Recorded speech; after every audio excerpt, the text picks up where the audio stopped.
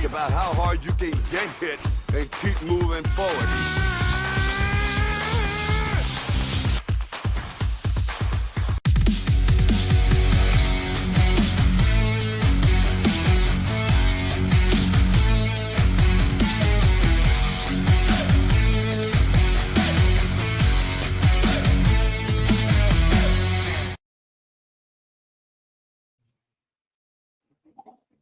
What is going on, everybody? Welcome to another edition of Cage My IQ. Today, we're going to be discussing UFC on ESPN 51. The main event is Rafael dos Anjos versus Vicente Luque in the welterweight division. As always, I'm your host, Cage, and this is my co-host, Miles Long. How are you doing today, Miles? Not bad. Just chilling here with my co-pilot, Charles Oliveira. Last week's card was pretty fun, and we're in one of those weeks where like you got an interesting card. It's not super stacked, and it's right up against a pay-per-view that's like stacked top to bottom, and the week in between is just like boring as shit. That's the week we're doing today. Boring as shit. Yeah, you're going to see a lot of Dana White Contender Series alumni. You're going to see a lot of up-and-comers looking to make that jump from the fight night to the pay-per-view. We do have a few good ones tonight, but basically it's one of those filler cards to get guys onto the main roster, see what they have, see if they can cut it and make that jump to the next level. We got 13 fights on this UFC on ESPN card, and it's going to be taking place at, of course, the UFC Apex in Las Vegas, Nevada. Before we do that, let's take care of some of the bills here. Of course, this is Cage My IQ. You can follow us on social media at the handles right down below. You see we're on Twitter, Instagram, YouTube, and Twitch. On Twitter, it's at CageIQ. Instagram, at CageMyIQ. On YouTube, we're at CageMyIQ. And then we're also at Bloodline ENT. And on Twitch, it's just at Bloodline ENT. You can find all the content on both the Cage My IQ YouTube and the Bloodline ENT YouTube as well. If you haven't done so already, please hit the subscribe button down below. Please smash the like button and hit us up in the comment section. Let me know what you think of our big predictions for this week's Fight Night card on ESPN+. And then we're going to be giving you guys a little bit of insight into betting as well. We'll give you guys over-unders, what we like from a betting standpoint. So give us your feedback on that as well. We want to know what you're going to be hitting on Saturday night. And of course, as I just said, we're partnered with the Bloodline Entertainment Network. So definitely check out all the content on the YouTube page. We got anywhere from MMA to wrestling. We do watch-alongs. We just did a watch-along for SummerSlam this past Saturday night. It was lit. It was great. A lot of talk. We had a lot of people commented in. And of course, we also do anime. We do cinema. Graydon just did his Teenage Mutant Ninja Turtles episode where he broke down the new movie that just came out. I will be watching it again because I didn't get the chance to fully watch it because of my kids. So I'm going to definitely watch the episode that he did on that. And then we do fantasy baseball. We do football. We got a TBQ that just came on Wednesday night. We do review shows. We do a little bit of everything, and we're on every day of the week. So definitely check out all the content we have on the Bloodline ENT. We also come out with the website. We have articles. I've been covering the G1 Climax for New Japan.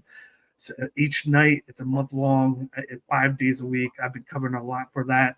So if you want to check out any of the coverage of that or any of the articles that we've been putting out for sports and entertainment, just go to bloodlinenetwork.com. And of course, on top of that, we got merch and then we got a sponsor. But before we get to the merch, let's talk about the sponsor that we have with W Energy. Check out this video right now.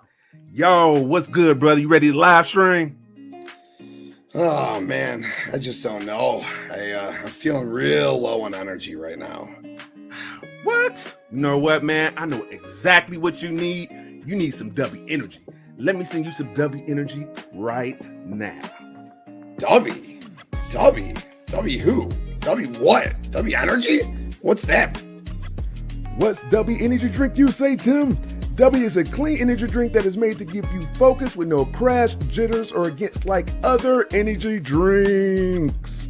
W Energy Drink contains no maltodextrin fillers and don't use artificial dyes. W Energy Drink also contains vitamins, amino acids, nootropic, and 150 milligrams caffeine. Here, Tim, try W's Energy Drink latest flavor, Dragonade. How do you feel? Yo! Oh, I'm feeling so much better. Damn, where do I get some more of that W from? Oh, that's what's up. Just go to the awesome website, w.gg, and use our special code Bloodline1 and get 10% off right now. That is our sponsor, and W Energy. Definitely check it out. It is really good. They, as you see there, get 10% off your next purchase with using the promo code Bloodline1. And then now that we're done talking about that, let's give a shout out to the Bloodline merch with this video that we have for you right now. Tired of bored, uninspiring merch? Well, you need to go to bloodlinenetwork.com/merch. We got merch for everyone. Men, women, kids, in the home. We got tanks, V-necks, t-shirts, coffee cups. And we can't forget about beach towels. That's right. Get your ass off that hot ass sand and get your Bloodline Entertainment Network beach towels. Bloodlinenetwork.com/merch. For your pleasure. You can't beat that. The Bloodline merch. We're running the sale out right now. You get 30% off your purchase, and then we have $13 tees. It's going to be running from August, I believe, 27th, to September 8th. So you got a week and a half to go into that right there. We're going to be running in a couple of weeks. We're the day after the AEW All In. So make sure you get ready. If you want to check out any of the stuff that we have, it's at bloodlinenetwork.com/merch. We got a lot of stuff as they covered in that video, so definitely check it all out. But now let's talk about the Cage My IQ merch that we have. We got the shirt right there on fightersfirst.shop. We got the new Sword and Shear logo. It comes in white, green, and gray. Check that out right now. It's very comfy. It's for if you support the show. Definitely buy one of these 3 styles of shirts. I got one coming out soon with the new logo, so keep an eye on that. But all you got to do is go to fightersfirst.shop, go to the Cage My IQ collection, and check out one of our shirts. Mike Ginn has several shirts out now. We even got Miles wearing an old school Cage My IQ shirt as we speak, and right there on him right now, sleeveless. We got 3 Old different. heads remember this. Yep. But if you go there, fightersfirst.shop has anywhere from wrestling to MMA to combat sports. Definitely check out all the stuff that Mike Ginn has out now in front of the shows. He has great t-shirts out there now. Just go to fightersfirst.shop and go to the Cage My IQ collection. But other than that, let's get started with these fight card that we have for you. We got 13 fights, as I said before. The first fight that we're going to break down is this one right now. We got a women's flyweight matchup between Juliana Miller versus Luana Santos. Juliana Miller is the plus 140 underdog. And then you got Luana Santos, who is the minus 120 favorite. What are your thoughts on this one? I like how the way you say Juliana Miller. It's very Jersey. I can hear it. It's funny. This one, I don't know, man. This is kind of an interesting one for me because, like, on the Ultimate Fighter, Juliana Miller ended up being something of a crowd favorite. Like, she was one of those contestants where it didn't really look from the onset like she would really have a shot at winning. But she, especially I think it was semifinal fight, she overcame like pretty much the series favorite, managed to beat her and then win the whole damn thing. So I think people were really high on Miller for a while. And in that last fight she had not that long ago, it was her first actual fight like in the UFC. It was awful, man. She just shit the bed on that one. Like, I think I think that's probably why the odds are the way they are, because Luana Santos, I couldn't find anything on her. She's a brand newcomer to the UFC. I think she's coming up from LFA. She was on LFA 154, but she was buried down on the prelim card. So I couldn't find anything on her, but she's still the favorite here versus Juliana Miller, who's actually, at least been close to the, UFC adjacent competition. But I think that's just how badly she did in her actual debut, where like, okay, we got to put her as the dog because she's got the jiu-jitsu. Her striking, I think, still needs some work. I think what she lacks in technique, she makes up for with aggression, but her hands kind of are a little slow at the beginning until she really gets going. And, when her hands are too slow like that, she doesn't have the power to just kind of stand and trade more like a counter game. She has to make up for it in aggression and volume, but usually it takes her a minute. But when she gets there, it turns into more of a brawl than anything else. She has a good clinch and good wrestling up on the cage. Sometimes has kind of like trouble closing that distance. Like she's going to eat a lot of punches to get to you and get you on the cage, which can be a problem if she's up against a power striker. Obviously, a good submission game. That also kind of comes with the drawback of she's quick to accept the bottom position, right? She's okay with just letting someone on top, and that way she can hunt for those submissions on the mat. But she has lots of submission attempts, so she stays fairly busy. In her debut, one of her big problems was she would overcommit to submission attempts, even when it was not going to happen. There was one Kimura that was like so obvious to just let it go. It's all you're doing is screwing yourself over at that point. So the only thing I could really find on Santos was just sort of her record. I kind of looked a little bit at what she's done right now. She is sitting at a 5-1 record, 3 submissions, 2 decisions. Doesn't seem like she's got super heavy hands because she don't have like really any knockouts, anything like that.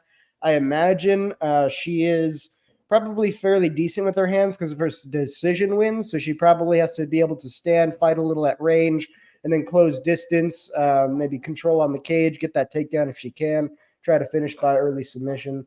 But I think just because, again, how bad Miller did on her actual debut, that's what's putting her as the dog right now. The question is, did she learn anything from it? I feel like they definitely set this one up to kind of give her a win, especially because they know she was a crowd favorite and they don't want to like tank her right away. I think they're throwing her this softball like right over the plate in front of the bat so she could just crank this out of the park. That way they can kind of point to her debut and go, oh, well, it was a debut. It's first time jitters or whatever, octagon jitters, right? So I think the intent is to have Miller win.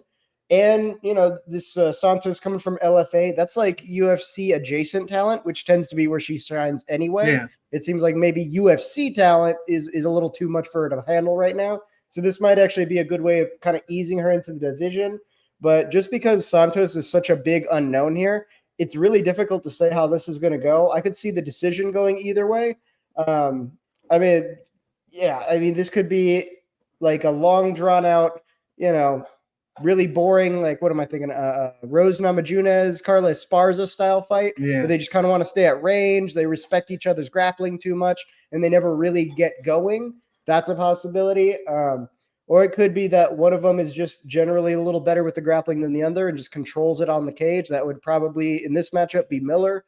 And if Santos maybe has a little more power than she's letting on, maybe she can keep that respect, keep it standing, and win through volume. So it's definitely going to go the distance, I think. So over 1.5 is probably safe, but you're going to want to play the live odds on this just because, like, if you're going to bet at all, you got to know what you're betting on. And Santos is an unknown factor. You can't really put money on something you don't know nothing about, But I'm leaning a little towards Santos just because of how bad Miller looked. And I think that's either you learn for that or you don't. I'm hoping she does, but I can only go based on what I've seen. How much do we put stock into how she looked compared to how Veronica Hardy came into that with all the time that she had to work on what she needed to work on? She definitely came into that, was ready to go, and we already knew how Miller would be, and then she kind of just fell right into the trap of Veronica Hardy, where everybody was like, oh, Hardy is the one that could barely make it onto a roster, but then she had this great performance against her. Juliana Miller still has that same aspect to her. She clinches up well. She is very good at taking the back of her opponent, looking for submissions. She kind of has that DS brother where she pushes the pace and she's thrown at you with reckless abandonment. She could be better accurate with her punches. That's something she needs to work at. But then you got Luana Santos who comes in. She's known for spamming the double leg takedown a lot. She uses that grappling background that she has. She does have pretty decent hands and a little bit of power, but she's all about pressing her luck with the takedown. She'll keep spamming it, and a lot of times she makes mistakes that way. She's either going to get it or she's going to kind of die trying because she wants to get the fight to the ground. Right. And that might play into Juliana Miller's game plan to kind of help her out because she's looking to kind of clinch up anyway. If you looked on the Ultimate Fighter, one of the things that she did against Bergen Walker was basically just clinch up with her and took her down to the mat and took the back of her and kind of just controlled her a lot of the time along the fence and on the ground and threw there, because then she didn't have to worry about her accuracy that much because she was right there in front of her, and she has that long length, which helps her out too. I'm with you with this one where it could go like a round and a half. I like the over 1.5 rounds, depending on the line is. She's coming in as an underdog as well, which I think that's very good odds for somebody who has experience compared to somebody who's coming out of nowhere from LFA. They both don't have that much time in the octagon too. We got to think about that. You got Juliana Miller, who is 3-2, and then Santos, who's just 5-1. But that doesn't accrue for the 2 or 3 fights that Miller has had in the tough house. So she's had a little bit more against other people that are as hungry as her. So I'm going to go with Juliana Miller with this one. I'm going to go late sub, rear naked choke. I'm going to go with round 3 because I think with the attempts for Santos to try and take her down, Juliana Miller does a decent job with that. And you saw the one thing that killed her was kind of like the kickboxing range striking from Veronica Hardy. She's not going to have to worry about that too much in this one. She's going to be able to clinch up close, get her to the mat. She might even take down Santos a couple times from the back. And I think she's just going to wear on her. She's going to throw a little bit with that range. And it's definitely going to go to the distance, I think. So over 1.5 rounds. If you really are with me, definitely look at the decision prop there. And then Juliana Miller, money line. I really like that. I just like you said, there's just so many unknowns with Santos, other than the fact that she likes to spam the double. Right. Yeah, no, I agree with what you're saying. Like, I didn't really even know that Santos is more of just like she wants to press the attack with the takedowns and just hunt to make it a grappling match. And that does help Juliana Miller. The thing that kind of blew me away about that last, her debut in the UFC against Hardy, her UFC record's not very deep. Like her MMA record's not very deep, but she has a very extensive grappling record. Like she goes to a lot of grappling tournaments. I think she is, 7 fights. 7 grappling matches. She only has 1 loss. So that's 6-1. So she's really a very decorated grappler, and you can tell in her submission game. And that blew me away that, when Hardy was like standing up and she was still holding on to a Kimura, like out here, like that's like day one, white belt level stuff. And I think that's sort of the pressure that the UFC kind of brings, where you could have a world-class grappler, and then just in that environment, you just forget, you make those stupid little mistakes. So I think Santos kind of given her that. I feel like it's going to be the case where Santos wants to take it to the ground and Miller's going to be like, all right, let's go. Like that's where I want to be anyway. Like, come on in. And she's not really going to do very much in the way of takedown defense. So that can be either good or bad, right? That can either be a recipe for she falls into a trap or she stales out on the mat. So and then when you look at it, it's women's MMA. It's a low level fight. Yeah, I'm always going to look for a chance to go with the underdog there because these are always 50-50 toss-up fights. Yeah, for sure. Like, I'm hoping that Miller will, take her time. Remember the golden rule, position before submission.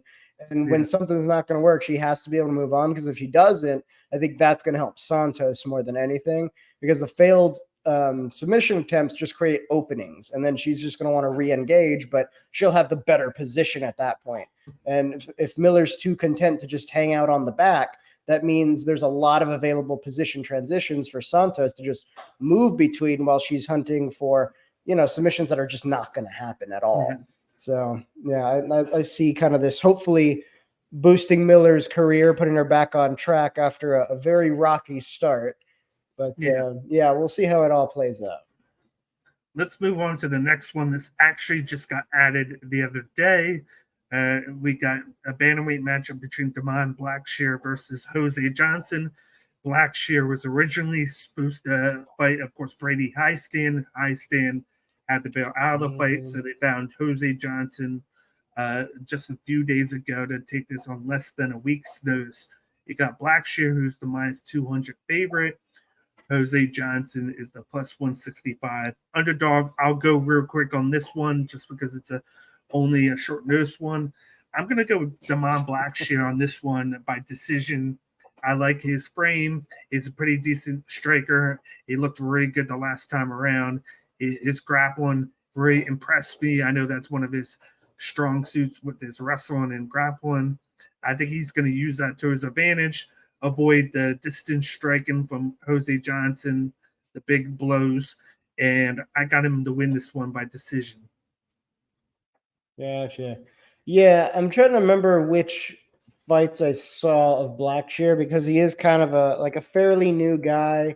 He doesn't have a whole lot of fights, which means it's kind of hard to track down the fights he does have. He beat Luan. I saw his contender series fight for sure. Yeah, he beat Luan by ground chance. He lost to Fareed. Oh, I see that one. Yeah, that's the one I saw. I saw Basharat. That's the one I saw. Yeah. So that's not the newest fight he's had, but it's in there. The thing that concerned me when I saw the Basharat fight, he is a big boy for the division. He's very long, he's very lanky, he's got the range. When he gets his hands going, he's got a lot of volume. He just kind of throws. He's really worried more about speed than actual stopping power, right? Which can help on the cards. You don't necessarily need to knock someone out to win. You just, have to do more to get the decision. So he is really good with that. I don't like the fact that he's doing the jumping kicks. Jumping kicks are high energy consumption, low success rate. And I think that plays into in that fight. He kind of did show, he looked like he had a gas tank problem. And I think that was kind of part of it is in the first round, he was jumping around a lot, wasting a lot of unnecessary energy. And then he fell behind on the cards, got super desperate in the third round and made some really important mistakes that could have won him the fight if he hadn't done so. Yeah. But I think he has good movement on the feet. He has the good wrestling on the cage. He's active with the submission game, but he works from his back. So if you shut down his submission attempts, he's just kind of stalled out like a turtle. He's, like I said, quick hands. Now, the other thing is, again, not much power, which means he doesn't seem to command a lot of respect from the opponents in front of him. He will touch them a bunch of times, but there's really nothing stopping them from coming forward and applying pressure. And that's why I like kind of Johnson here. He also has a really strong wrestling ability. His fight that I saw was his contender series fight. Yeah. And that one was against the British guy. I want to say Taylor? Jack Cartwright. Cartwright, that's where it was. It was Cartwright. So I was watching him against Cartwright, and Cartwright was the better wrestler. There's no question. You look at these two, he was outclassed. Still won the fight. And the big reason is that Cartwright had a lot of control, but Johnson didn't let him settle. It took everything he had just to hold Johnson down because he's down there working constantly. He may be on the bottom, but he's looking for sweeps. He's looking for transitions. He's looking for submissions, whatever it takes. And he fell deep into some chokes. There were some chokes that anybody else probably would have ended right there. That deep anaconda, that one should have ended it right there. But he was smart. He kept calm, rotated out to maintain or release the pressure off his neck, and he found a way out. And he did 3 or 4 times, and it was just Cartwright trying. And eventually he just kind of burned out. And then the tables turned right at the last minute, and he was able to put on a more dominating performance towards the end of the second and in the third. And I think that's really what won it out. And that is something I don't really see Blackshear doing well with if it hits the mat. And the other concern is he does like the jiu-jitsu game. When I was watching him against Basharat, there was basically no takedown defense. Basharat would come in and he'd be like, all right, let's go to the mat because that's where he wants to be. He wants to hunt for those submissions. Yeah. But I think if you give Johnson the top position, he's going to be too active. I think he's going to shut down a lot of those submission attempts. and he's just constantly moving, constantly giving you different problems to solve. And he's just changing it up so much. Where with Bassarat, who wasn't even really that active, Bassarat got on top, was controlling him, but he wasn't doing a lot. He wasn't really ground and pounding. He wasn't like, making it harder and harder, finding more and more dominant positions or just working his way into like top side submissions. None of that. He was just putting points on the board basically. And that's what gave Blackshear the opportunity to find those submissions.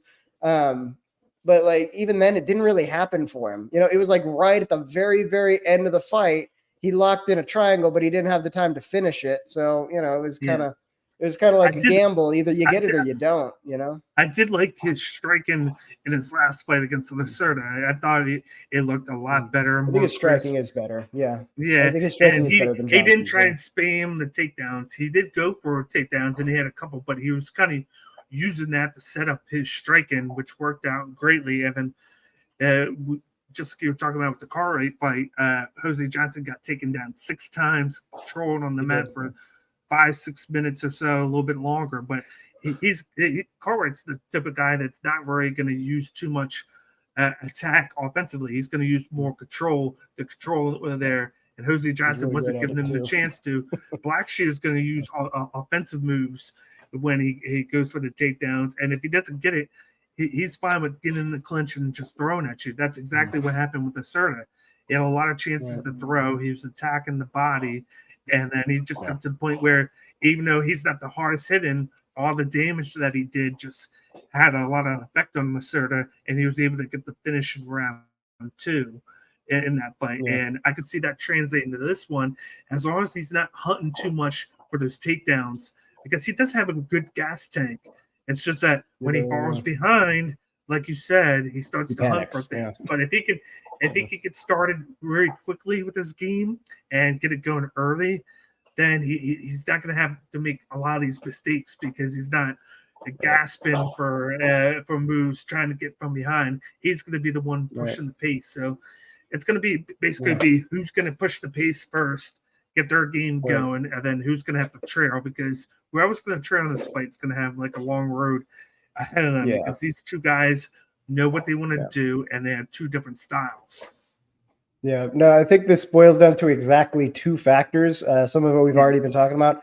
Whoever can get their game going first is really important. But more importantly, I think Johnson knows, that he's not the better striker here. He's not the power guy. He's not the technique. I think he knows he's outclassed on the hands, which means he's incentivized to just press forward, find the takedown, while Blackshear wants to keep it more on the feet. And my main concern is one, can Johnson, blast through his offense and just get to the takedowns? It doesn't even matter if he can hold him down. Can he just start taking him down? Because when Blackshear, when he was with Bassarat, I think he likes the jiu-jitsu game too much, and he will just accept the takedown. He won't even really try to defend because he's like, oh, jiu-jitsu, I love jiu-jitsu. Let's do more of that.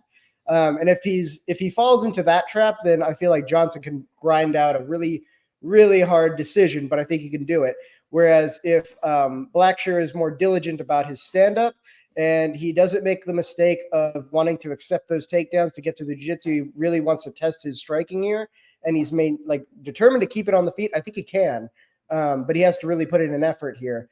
So it's down to one of those 2, and you're gonna see it right away in the first round. Johnson is going to come out really heavy looking for the takedown, and we can tell right away what Blackshear is going to do. Is he going to accept it and try to play the ground game, or is he going to try to keep him off and try to play with the hands? I think either way, you're safe with over 1.5 because, again, this is probably going to go the distance. Blackshear is not the knockout guy. Johnson is more of the kind of grinding him out with his gas tank. He does have a number of submissions, but I think Blackshear is probably good enough to not get submitted. So either way, this I think goes the distance. But you'll have to play the live odds, I think, especially I don't think the lines.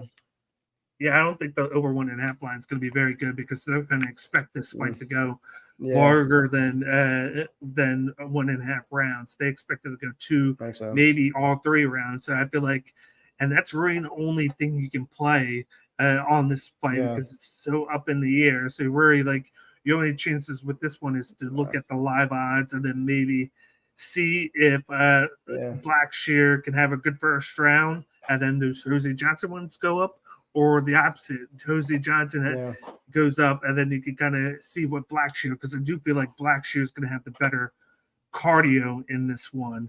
And it's just that with him, it's how is he going to do fighting from behind if he loses round one.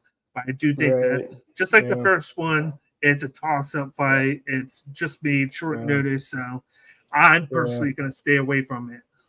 Yeah, me too. I mean, it was like when he fought Bassarat. When he got in the third round, he was winning, but he was like, "Oh shit, I'm behind on the cards," and just shot for these takedowns for no reasons, just to try to, put more points on the card than he had to because he felt like he was so behind. So this is gonna be chaos. So this is I wouldn't touch this one too much. Let's move on to the next fight on the prelim. We got a women's strawweight battle between Montserrat Reyes versus Jacqueline Amarin. Montserrat Reyes is the plus 200 underdog, whereas Jacqueline Amarin is the minus 240 favorite. What are your thoughts on this one? This one seems pretty open and close to me, just because the gas tank is going to make the difference here. This is very reminiscent of like an early Terrence McKinney fight. He either gets it done in the first or he doesn't get it done at all, and that's very much like I feel that how Amaram fights. She has decent hands, but really she's a grappler. She uses kind of this long, wide looping Muay Thai style, but she mostly uses that to kind of close the distance, get close, maybe cause a little damage. That'd be cool. But if not, it doesn't really matter because she's going to try to wrestle up against the cage, hunt for takedowns, and then take it to the mat as quickly as she can because that's where she wants to go, submission after submission after submission. She's going to be constantly hunting for those. But all of her wins have happened in the first round, and every single fight she's been in that has gone past the first, she's lost by decision because she puts everything into the first round, and then her gas tank just disappears. It's like right at the beginning of the second round. Her activity is basically dropping off. Her aggressiveness is gone. She'll want to accept the bottom position, but she won't be really hunting the same way for submissions. She falls for feints really easily. That happened in her Sam Hughes fight where she was getting baited like in the grappling, and she was just falling for it every time because she knew she had nothing left in the tank. So if she sees an opening for a potential submission, she's going to try to take it, even if it is, potentially a trap for something else. I feel like she's confident enough in her jiu-jitsu to be like, well, even if it is a trap, I won't get submitted, but there is a chance I could still make it work, right? But yeah, I think the gas tank issue is significant here, whereas Conejo, at least, yes, she's been out since 2001 because she had a canceled bout in there where she didn't really get to fight, but she is a brawler. She likes to get inside the pocket, trade back and forth. She has decent wrestling ability, at least enough to like keep it on the feet when she wants to keep it on the feet. She really likes that scarf hold when she does take it to the ground. And she is good about mixing in a little ground and pound here, a little submission there. And more importantly, she has 5 decision victories. She can go the distance, no problem. Like 2 rounds is, that's a normal day at work. Whereas for a Moram, that's hard. After you get out of the first, like she's got basically nothing left to work with. So if she can't get it done right away, that's going to be a big, big problem for her. And so because when you have a gas tank issue like that, it's kind of like when you're looking at Derek Lewis and what was the last fight? Jesus. It was Marcus De La Hima. It was kind of like that. We kind of said like, well, Lewis could win. He could because he's got the power. But, you go with the guy who can last past the first round and not, completely gas out. And, you could have Amiram pull out a very handy, first round submission. But I don't think there's any way she's pulling a decision. We've seen Montserrat go 10 minutes grappling, of course, with Cheyenne of Lismos, where she, just like you said, she used the scarf hold, just kind of threw her down and then held her the whole time and was punching her. And she did it for 3 rounds, controlling her for that. So we know she has the cardio. And it's just that what makes this even more intriguing is the fact that it's basically going to be wrestling against jiu-jitsu because that's what Amarin has. That matchup before, and she attacks it, but she does have decent hands, but she's all about attacking the submissions early, and she puts a lot into it. So it's like it's either it's gonna play into her realm where she can go to the back or look for a hold, and then just lock it in and play the god that she makes Montserrat Reyes tap out. We're gonna have one of these kind of boring fights where Montserrat gets her, throws her down, holds her in position throws here, throws there, and then just does that for 3 rounds, because it's either going to be one or the other. It's going to be Amarin by first round submission, or I could see Montserrat Reyes by decision, possibly sub round 3 when she wears out Amarin, because Amarin's going to be battering to get out of the guard or get out of what position Montserrat Reyes has. She's going to be the stronger opponent. It's just that she's got to watch out for the dangerous like holds that Amarin can look for when she's down in guard, because when you're wrestling, you're looking to take the top position and always moving to keep that dominant spot. But then when you make one small move, a jiu-jitsu artist can just fling all legs up and get you in a triangle or get you into a bad position. So that's the only thing Reyes is going to have to watch out for. I get why they have the odds the way they do, because you got the finishing power of Amarin in the first round compared to more like a decision. Plus the last fight Reyes had was getting knocked out by Lemos. But then the one before that, that was a huge jump going from Cheyenne Vlismas to Amanda Lemos when she was on her way up, moving that way up.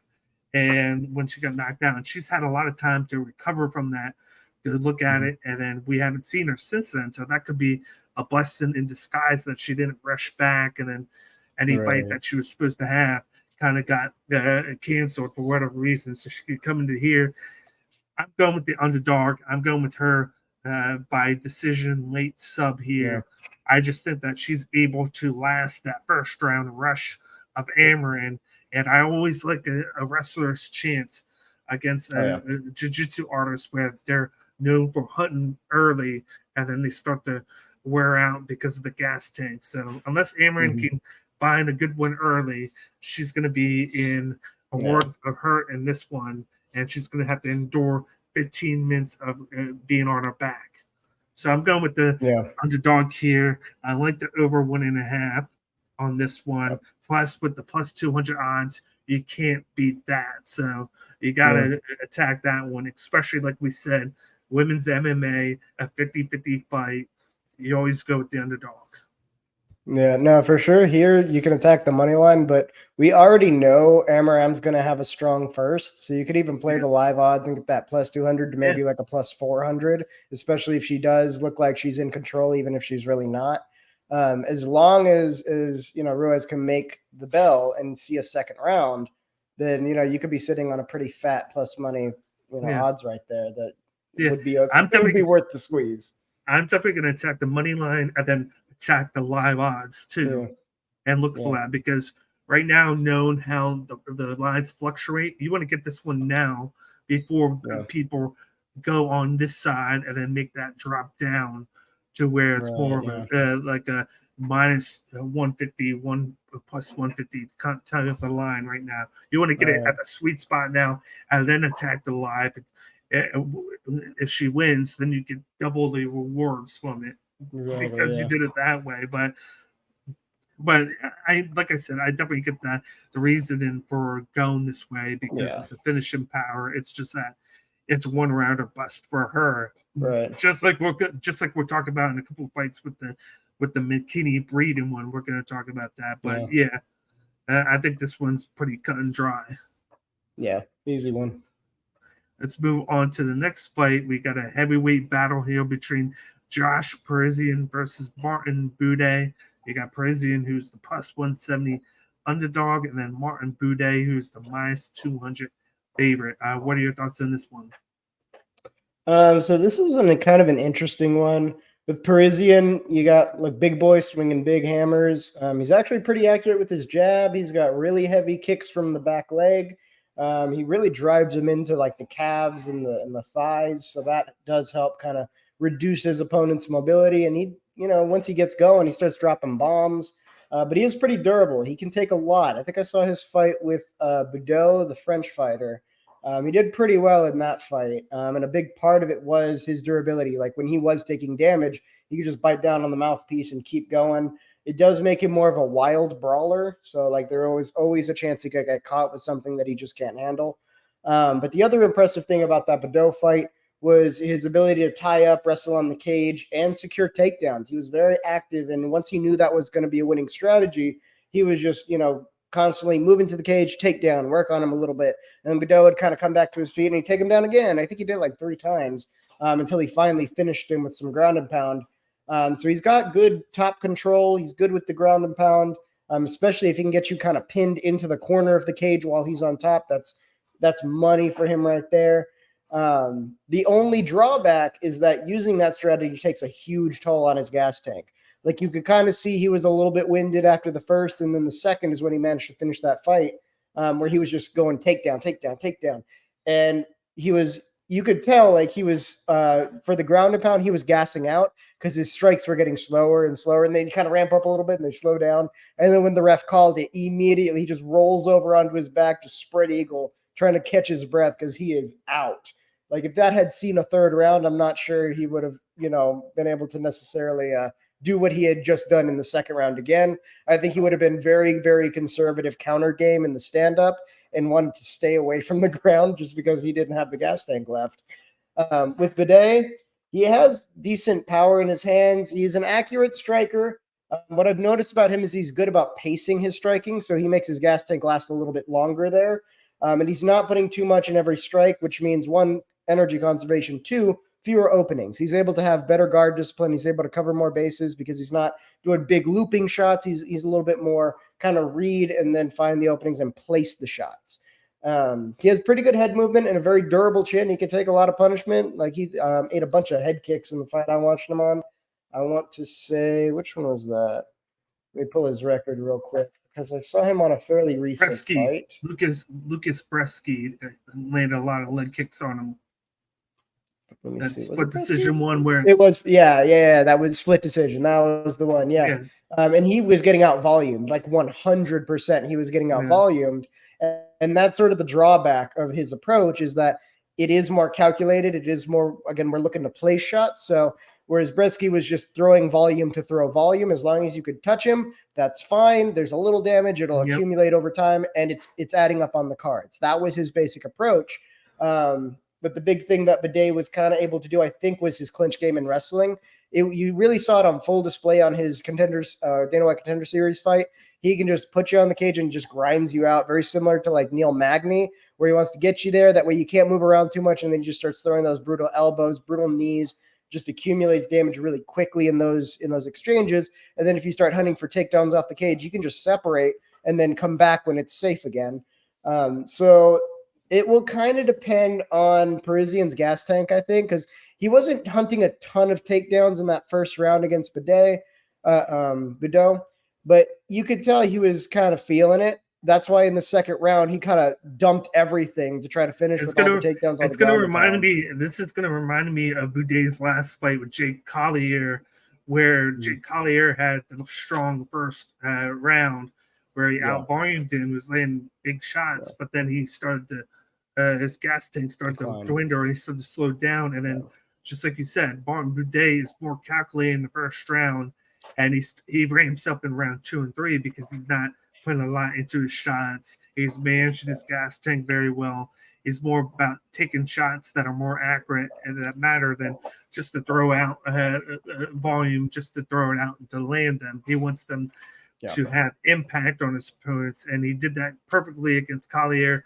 Collier took round 1, and then he easily took rounds 2 and 3 in that one. Right. And you're going to basically get the same thing with Parisian. He's kind of like a poor man's Jake Collier, where he has power. He can knock you out. He's going to press you. But you're going to see a lot of Josh Parisian early, and he's still going to throw. Even when he's tired, he's still going to throw, and he's still going to land. It's just not going to have that 100% feel like he does in round 1. So you're gonna get Parisian, attack him early, and you might see him damage him a little bit. But I see this one going a little bit longer to the decision. I like Boudet. I like him in rounds 2 and 3. But just like you said, one of the big things he does is he crowds his opponent along the fence, and then he picks shots, and then he throws them, and then he just circles on back, and then does the same thing again. And it makes it look like he's being dominant in the fight, but he really is just controlling the action, and he's taking advantage of an opponent that doesn't have the best cardio, and then he just pushes forward, pushes the pace, and then lands along the cage. It kind of closes the movement for his opponents to where it's giving him easy pickings because he's pushed them along the fence and they can't back up because they're already there. It's kind of like a very good IQ move for somebody who wants to limit their output so that they have the best cardio and then they can do a lot of damage with such a short amount of time. So I'm going Martin Buday by decision in this one. Watch out for Prizzi in round 1, though, because I do think that he could catch Buday in round 1. So it just depends on how Buday comes out and manages the distance, because that's what he's going to do.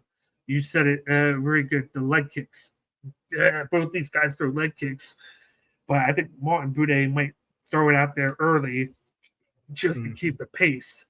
And so with this one, I don't like the minus 200 odds. It's kind of hard to play that for a fight like this, that where I don't think he's dominant. It's just that he has good game planning. That's what he has. So it's not going to be anything flashy. So I'm not attacking that. I'm interested to see what the over 1.5 line is, because maybe they think this could be under 1.5 because Prizzi has that puncher's chance to knock his opponent out. But then Martin Buday more than likely is not even going to look for to do that himself. So over 1.5 could either be very good or it could be a sucky line there. So honestly, I'm staying away from this one. It's not the best of the fights here. He's 4-0, but like Lucas Bresky, I thought beat him, and I picked Buday in that fight. So for him to get that split decision was lucky on him. And then Prizzian did have a good fight against Budo, but just like we said, this is a lower level heavyweight fight. So like I'm going I mean, for the people, I think decision is an easy one for this. I think people who are looking at Prizzian for potentially like, an early knockout or even taking the decision or like a TKO because of his wrestling. I gotta admit, for a big boy, he had good wrestling. For a big boy, he knew how to handle himself. The problem is Budo is also fairly good at wrestling. So there's no guarantee that if Prizzian hunts for takedowns that he's getting any of them. But he is still burning the energy the same way as if he did. So, I mean, that's just going to kind of, if he's coming out heavy in the first, it's just going to shorten his gas tank and shorten the life of that fight even more. And again, like he might be a good power striker when he's fresh, but you have him hunt for 5 takedowns and then try to have him strike. A lot of his power is going to be gone because he just doesn't have the gas to keep throwing that way. So all that points to an easy decision here for Buday. But I think it's probably not going to be the most interesting fight to watch, especially on this card. So, this one you can turn it on, then maybe tune out, go cook dinner, and then come back for one of the more interesting fights, Let's move on to the next one that we have on here. We got a featherweight matchup between Francis Marshall versus Isaac Dogarian. We got Marshall, who's the minus 190 favorite, and then we got Isaac Dogarian, who's the plus 155 underdog. What are your thoughts on this one? This one I have a pick, but I don't really have betting props on it just because I don't know anything about Dogarian. I couldn't find any tape on this guy. He fights out of a super, super tiny pro league, FAC. They've only had 12. The most recent one was FAC 12. That just shows you that it's brand new. I have no idea what the level of competition there looks like. I do know about Marshall, and the fact that they're pulling Dogarian from this like super small league, I get why they're doing it. He's got a 5-0 record, so I feel like his record kind of punched his ticket here, especially in a league that new and that small. If you have, moderate talent, you're going to stand out a lot more against, all the other guys there who really don't belong in the UFC. Maybe Dogarian is a good fit, maybe he's not, but by comparison, he looks a lot better, With Marshall, you got good boxing. He mixes in a lot of heavy kicks, especially to calves and thighs. He really kind of makes you pay, and he wants to limit your mobility as much as he can. He strings together good combos. He has a pretty good gas tank. My concern is he gets a little reckless sometimes when he shoots for his takedowns. But when he establishes control on the cage and he can get to your back and he can get those takedowns, he shows really good wrestling. He's got a great wrestling gas tank. He's just a dog. Once he gets on you, he doesn't want to let you go. And he does, for example, mat returns. He's really good on. If he takes you down, you try to get back up. Even if you manage to get your feet, he'll just mat return you, and you'll be right back where you started again. So not only does he have a good gas tank, he has an excellent strategy for draining other people's gas tanks. So, a guy like Bulgarian, maybe at a more, small league where the pond isn't quite as deep and the fighters aren't quite as, up to snuff. I think that if he's, constantly being ridden, mat returned, that's not going to be something he's used to, especially not at this level. Marshall is sort of the seasoned vet, and Bulgarian is the who knows coming out of, teeny tiny little, small pro league.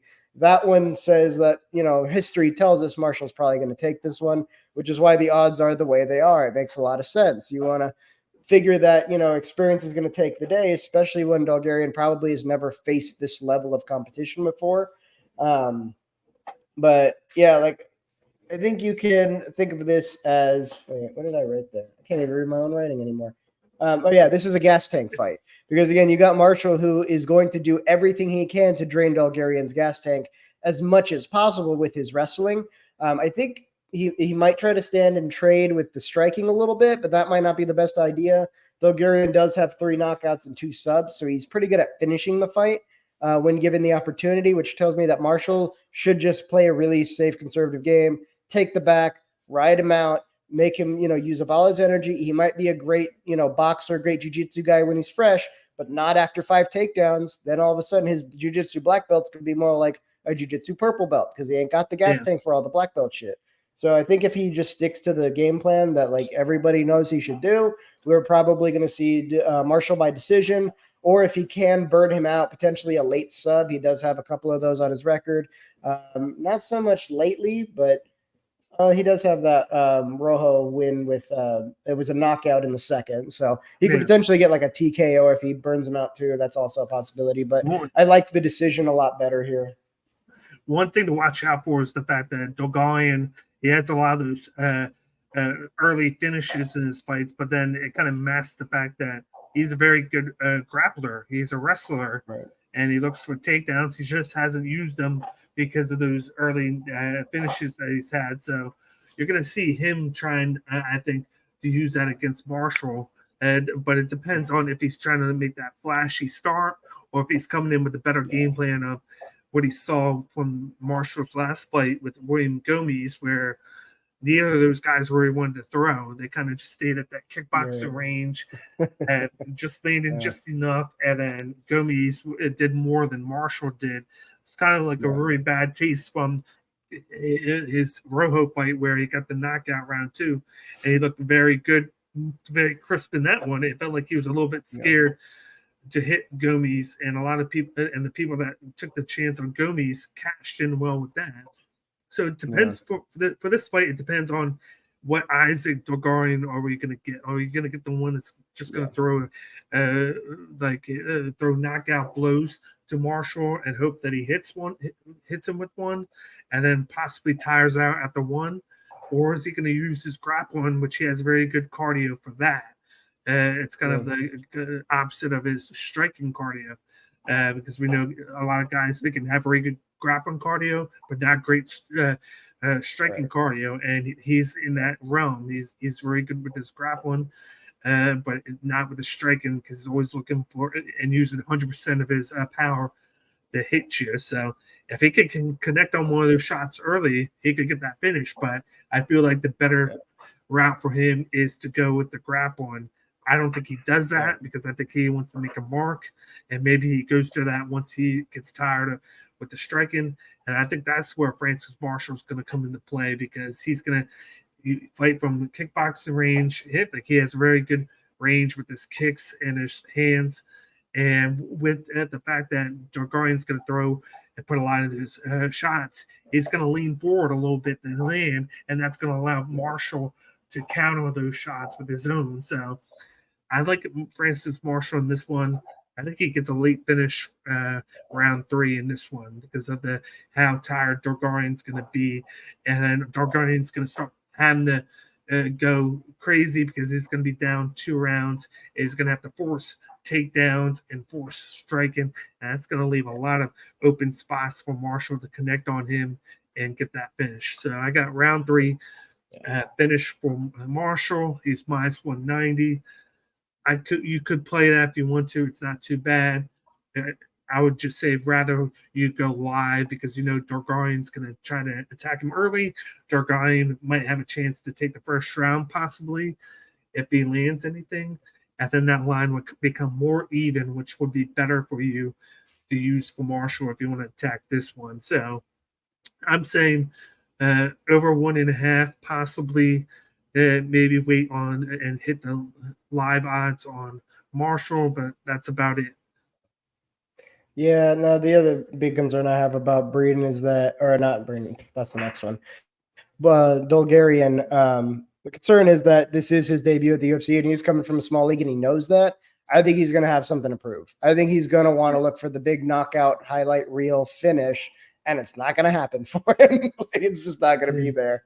So, yeah, I'd be definitely looking at that decision. But I do like the over 1.5 just because I feel like Marshall, being the vet, will know all I got to do is just pace this first round, let him throw himself out, and then in the second round, I'll start to get going. And then, yeah, he'll set himself up for maybe a late submission, depending on what Bulgarian's gas tank ends up looking like across this fight. That's why I tend to go with the decision here because they're both wrestlers, so they can both kind of hang, But, yeah, no, I mean, with the live odds, since I figure Marshall's probably winning, just wait to maybe have Bulgarian have a strong first, but it will depend. If Marshall wants to shut him down early, that's also an effective strategy here because if you emasculate him, it's going to throw him off mentally. First of all, this is not an environment he's used to being in. He's not used to this level of competition. He had high expectations of himself coming into that.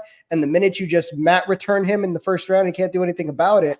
That's going to break him mentally. And that's going to bode well for a long-term game. So it depends on how Marshall wants to fight, really. He just needs to not be too content with that, be too patient, because that's what killed him. Right. Yeah. And William Gomez is he wasn't as active as he should be. He was patient, which worked out for him because he was able to make the reads, but then he didn't act on those reads. He was just too content with moving around, throw one here and there, and then because Gomez wasn't as like forward as he should have been, even though he landed more, he was content to just ride that out. So he needs to watch out for that because that could be a bad move. So he needs to be more active. But I think he has more outs to win than Dargarian does if he doesn't that early finish on Marshall.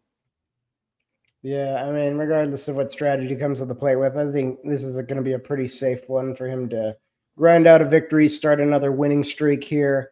But yeah, this is one you can just turn on and just you don't even have to turn this one on. Just wait for the ESPN notification to let you know you like choked him out or something. And then you're like, oh, okay. Now I know. Let's move on to the next fight on the prelims. If they're just tuning in for the first time, please smash the like button down below and subscribe to the YouTube channel. If you're on Cage, subscribe to that. If you're on the Bloodline Entertainment Network's YouTube, subscribe to that. And then hit us up in the comment section and let me know what you're going with from a Ben standpoint and from a prediction standpoint for this fight night card. Well, let's move to this lightweight battle that we have. We got Terrence McKinney going in versus Mike Breeden. Terrence McKinney is taking this fight on short notice. He is the minus 260 favorite, whereas Mike Breeden is the plus 210 underdog. What are your thoughts on this one? Yeah, we just had our mascot come and say hi to you guys real quick. Honestly, I don't like this fight at all. I don't like it. It's kind of gross. So, like with Terrence McKinney, we kind of talked about early in his career, he was like a first-round finisher, and everybody's like, oh, man, this kid. Everybody's real high on Terrence McKinney. This kid's the next, big name in the UFC. And then he stops being able to finish in the first round because he gets guys who can outlast him. Soon as it hits the second round, that's a very different Terrence McKinney. And that's where he started accumulating the losses. I think right now he's sitting on a 2-fight losing streak. Out of his last 4, he's lost 3 of them. And that's been the big reason. Now, what's interesting about this is actually in his last 2 fights, he has been actively working to slow down his pace. So he's not doing like balls to the wall, lightning fast first round. I've noticed he has kind of been holding himself back a little bit more. And the intent is to make his gas tank last longer. That way he can get out of a first round and still be viable. The problem is when he slows down his pace like that, it turns out that super heavy, fast pace in the first round also hit a lot of the holes in his game. Once he slowed down and he wasn't weaponizing the pace and using that to kind of help him out, all the holes in his game became super, super obvious. One of the big weaknesses I've seen is the habit of clenching up on the cage but not doing anything while he's there. Like, especially when he gets hit and he's overwhelmed, he'll do that thing where he likes to pin people. But again, he has a good wrestling and jiu-jitsu background. If you have someone on the cage and you have that credential, use it. Don't just hold them on the cage, because they can create separation. They can throw elbows, they can throw knees.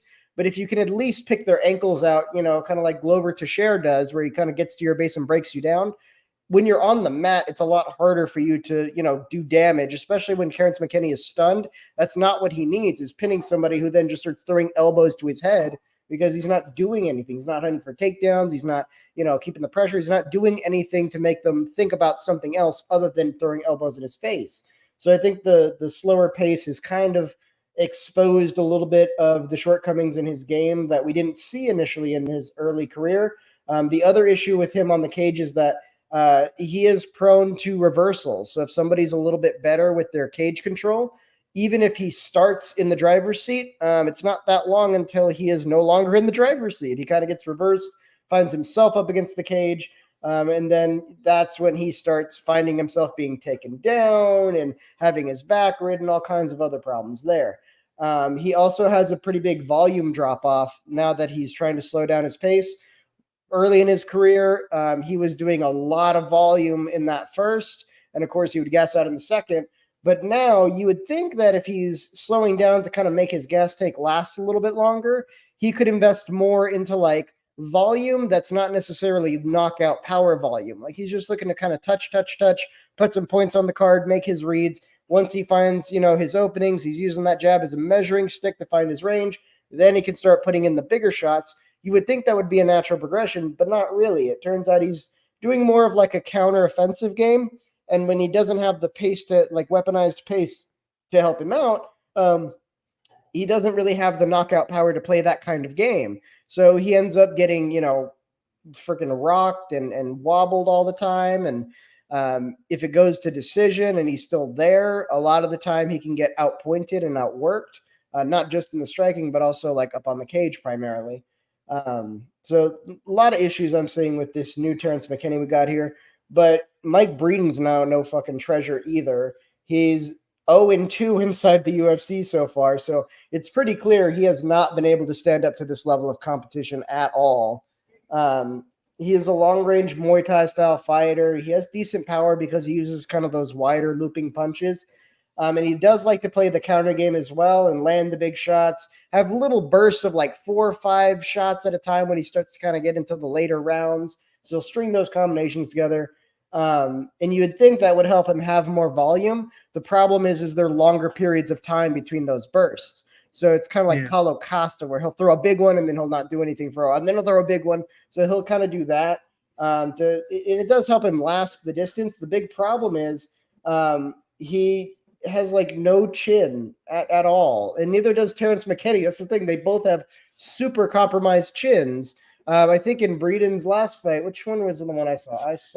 The last fight he fought Levy, when he was fighting Levy.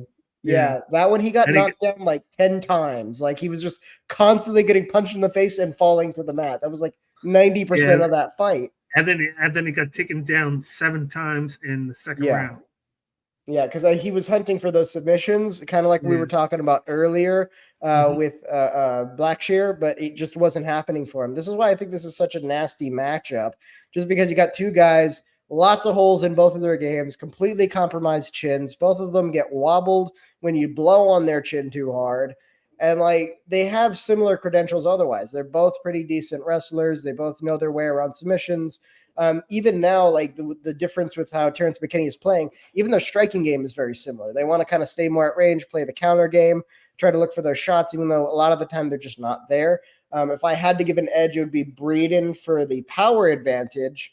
And then like those little bursts of, 4 to 5 punch combos, I think that's something we've already seen. This new Terrence McKinney doesn't really deal very well with.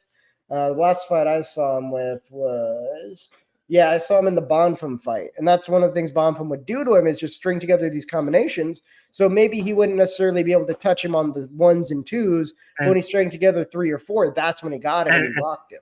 And then he backed him up on the cage, and then McKinney didn't have room to kind of move around and use that range. So he started getting desperate, throwing back, and he got caught with one. And but what I like about this matchup is the fact that he knows he's coming on short notice. He knows that he's going to be looking and hunting for that early finish because of his gas tank might not be as top notch as it should, taking it on short notice. But he does have that length advantage. We've seen Mike Breeden be a little bit too patient at times. He's hittable, just like McKinney is. And McKinney's coming in, I think, with a pretty decent range with his reach, where he has 3.5-inch reach advantage, and then the same height. So he's going to have a little bit more room to work with when it comes to his striking here. And then Mike Breeden has been taken down a lot in his fights, and McKinney can take people down. He said he has that. So I wouldn't be surprised if he kind of utilized that later in the fight if he doesn't get him out. But for me, it's very cut and dry in this one. I got McKinney knocking out Mike Breeden here.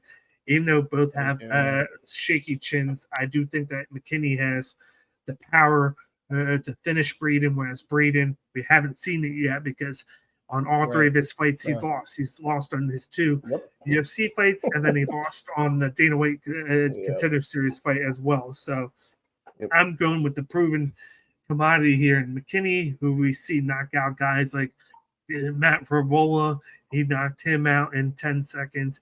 We've seen this guy, he even stunned Drew Dober before Dober recovered and then came back and knocked McKinney out because he took the fight on short notice. So I like McKinney's chances here early with a first-round knockout. The minus 260 line is too large for me because he's taking it on short notice. You really can't take it live because I feel like McKinney's only chances are in round 1. So maybe if you're watching and then you see him put a lot in after round 1 and then he doesn't finish Breeden, maybe take a chance live on Mike Breeden to win. Because you feel like he's at least going to have a decent gas tank moving forward, whereas McKinney, all we've seen is round 1 or bust from him. So that's what I'm leaning at there. Maybe attack the under 1.5. Yeah, I do like McKinney for the finish, probably TKO. And I think what's probably going to happen here is Breeden is going to want to start a little faster in the first with the striking, because I think he knows between the 2 of them, he has the edge with the hands, with his combinations. He's got a little bit more power that he can put out there. But the problem is when he gets his hands going, he's good, but he gets interrupted whenever he gets taken down or even pinned on the cage. His momentum just stops, and then he's got to start all the way from the beginning. He's not one of those guys who can be throwing good volume and then go get wrestled a little bit, come back and be exactly the same. He just has to start right from the beginning again. So I think McKinney will probably use that to his advantage. So if Breeden comes out strong in the first, I think McKinney will just shut him down with a lot of that cage control. It doesn't really even matter that he's not going to be hunting for a lot of takedowns, not even going to have a lot of activity. He just needs to keep Mike Breeden from moving for a second. And then when they separate, he's got to start all the way from the beginning to build that steam up in his hands. So I think that's why McKinney can probably stay away from a knockout here. And then, of course, in the later rounds, you've got, the gas tank issue. Mike Breeden, just anything that touches him, he tends to just fall over. So that will help Terrence McKinney get on top and probably grind this out with a TKO. I don't see this being a big gas tank issue for McKinney just because of how easy it is to shut down Breeden's offense. And it's not going to cost McKinney much energy. The only way he doesn't make it out of the first is if he's foolish enough to just let Mike Breeden run with his hands and think, oh, I'm going to turn this into a boxing match. That's the only way he could fuck this up. That he's got the bag, basically. All you got to do is just, if you see him starting to gain a little steam, pin him on the cage, count to 10.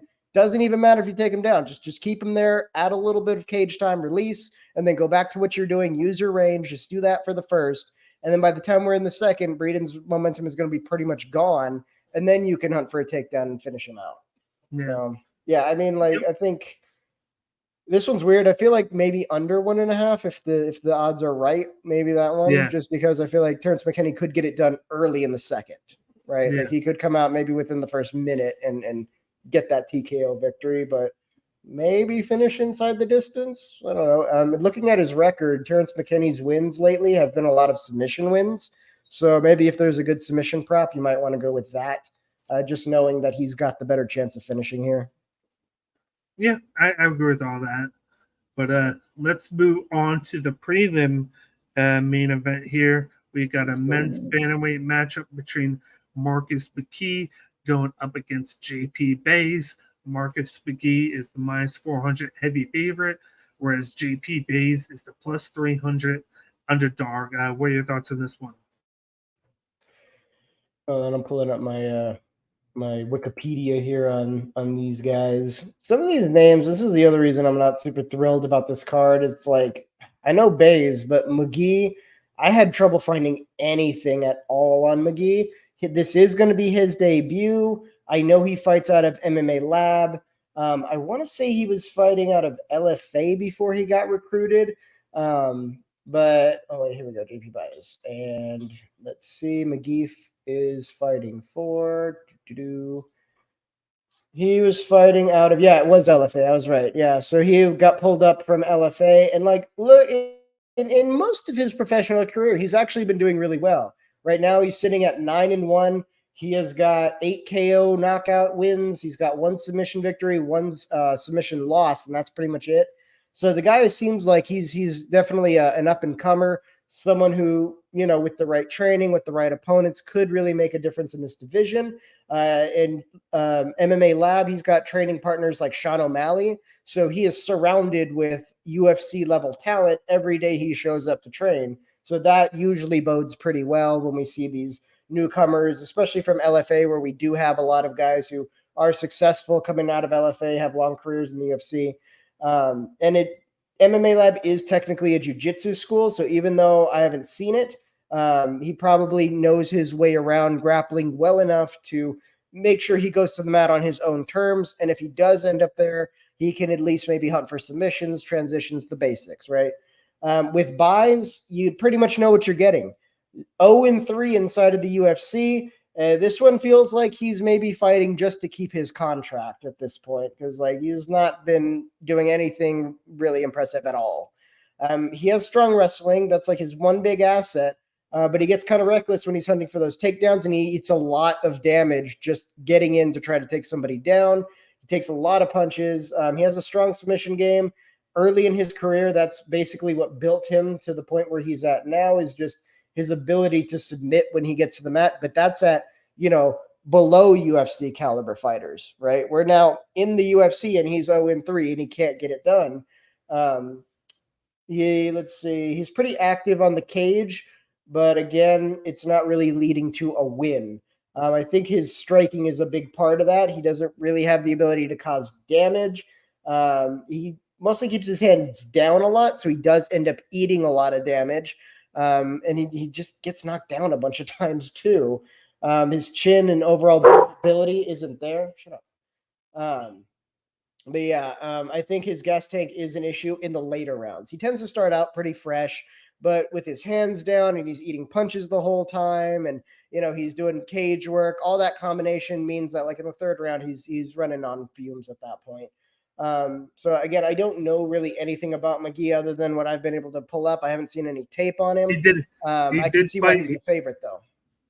He did take a fight on short notice in his debut on April, and he finished what's his name?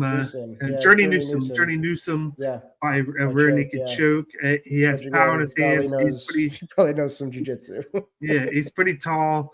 He has power. He has a lot of finishes in his career. Journey Newsom, Luciano Romanos on LFA, Abe Sellers. You got Rodney Badal. He has 1, 2, 3, 4, 5, 6 knockouts scattered between rounds 1 and 3. He has 2 rear naked choke submission wins on that. So he's a finisher here. Whether it's he's knocking his opponent down, that's what he did with Newsom. He knocked him down and was able to get the back of Newsom and make him tap there. And then you got JP Bass, who's a boxer, wrestler. He does have very good hands. He has good accuracy. He has good speed. But like you said, he likes to hold his hands down, and that's why he gets hit a lot. And his chin isn't great now because of it. He's gotten hit up by in all three of those fights plenty of times. If I have to look at it now, he got knocked down once against Cody Durden, and then he got knocked down 4 times against Martel Jackson, and then Bruno Silva knocked him down 3 times. So that's 8 times in 3 fights that he's been knocked down because of his the striking defense has not been there, because he's looking to be able to throw whenever he needs to. And then, of course, he's been taken down 5 times in that span as well. It's just that when he's going up against guys that can grapple or have jiu-jitsu, he's going to struggle in close combat. Whereas if he's able to move around, push the pace, land, go, and then clinch up himself, that's where he's at his most successful in fights. That's what he did in his Dana White Contender Series fight. He was able to instill himself into it, and that's where when he's so close, he's not getting hit a lot.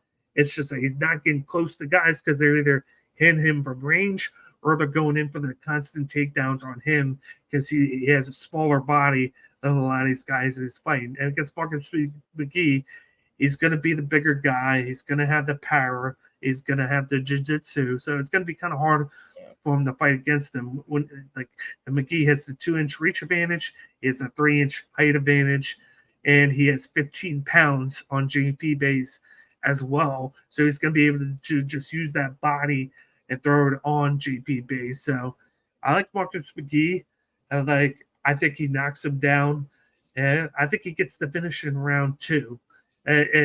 Whether it's a knockout, or submission, that remains to be seen, because he does like to knock his opponent down and then take their back. So if he does it that way, submission. If not, it's a knockdown. That's why I like inside the distance here, because I know it's going to happen. I just don't know which way he's going to decide to attack. So I'm going Marcus McGee, round 2 finish here. I like the under 1.5, because even though I think it's going to be round 2, I think it's going to be in the first minute or 2 of round 2. And really, if it wasn't for JP Bass and his striking defense, I would really like his chances in this one. It's just that with his hands always down, if he doesn't block it all, he's going to get hit a lot. And with the guy with the power, McGee, it's going to be hard for him to take those shots and then dish them back. So, and to me, this one's easy. Marcus McGee, round 2. And then, of course, just like I said, I like the under 1.5 rounds, and I like inside the distance as well. Yeah, no, this one, I think it's just because JP Bass eats so much damage hunting for that grappling game to get it going. That's just going to play right into McGee. And I think it's going to be fruitless, because I think he's going to try to hunt for those takedowns and get it to the mat. And McGee's good enough to keep it on the feet when he doesn't want to go to the mat. Meanwhile, JP Bass is just accumulating damage. There's only so much he can take, Yeah. So this one seems like it's pretty one-sided here, even though McGee is sort of the unknown. Yeah, he's very unknown, but when I look at everything that he's done, it looks very well. He's impressive, he's impressive. Yeah, he's very impressive, and he has the power, but he is very content. Like, he's not just throwing just to throw. When Marcus McGee is thrown, he's hitting the target. He's very poised, and he looks like he could be an impressive prospect moving forward in this one. Like I said, he took that fight against Journey Newsom on only a couple of days' notice, and he got rid of him in the second round, and he dominated that fight. So that was very impressive there. And I think Journey Newsom is on a better scale than JP Bass right now, because at least Journey Newsom has a little bit of striking defense, and he was able to get him out with one knockdown. And so I think this is very cut and dry. JP Bass needs to do something with that striking defense, and then I'll feel better about coming at him. I know a lot of people are there on the JP Bass side right now because of that wide margin, but it's a wide margin for a reason, because of him getting hit and knocked down 8 times in 3 fights. That's 8 times. That's so much. Yeah. That means Oh, he's come on. averaging 2.5 knockdowns on him a fight. That's not good.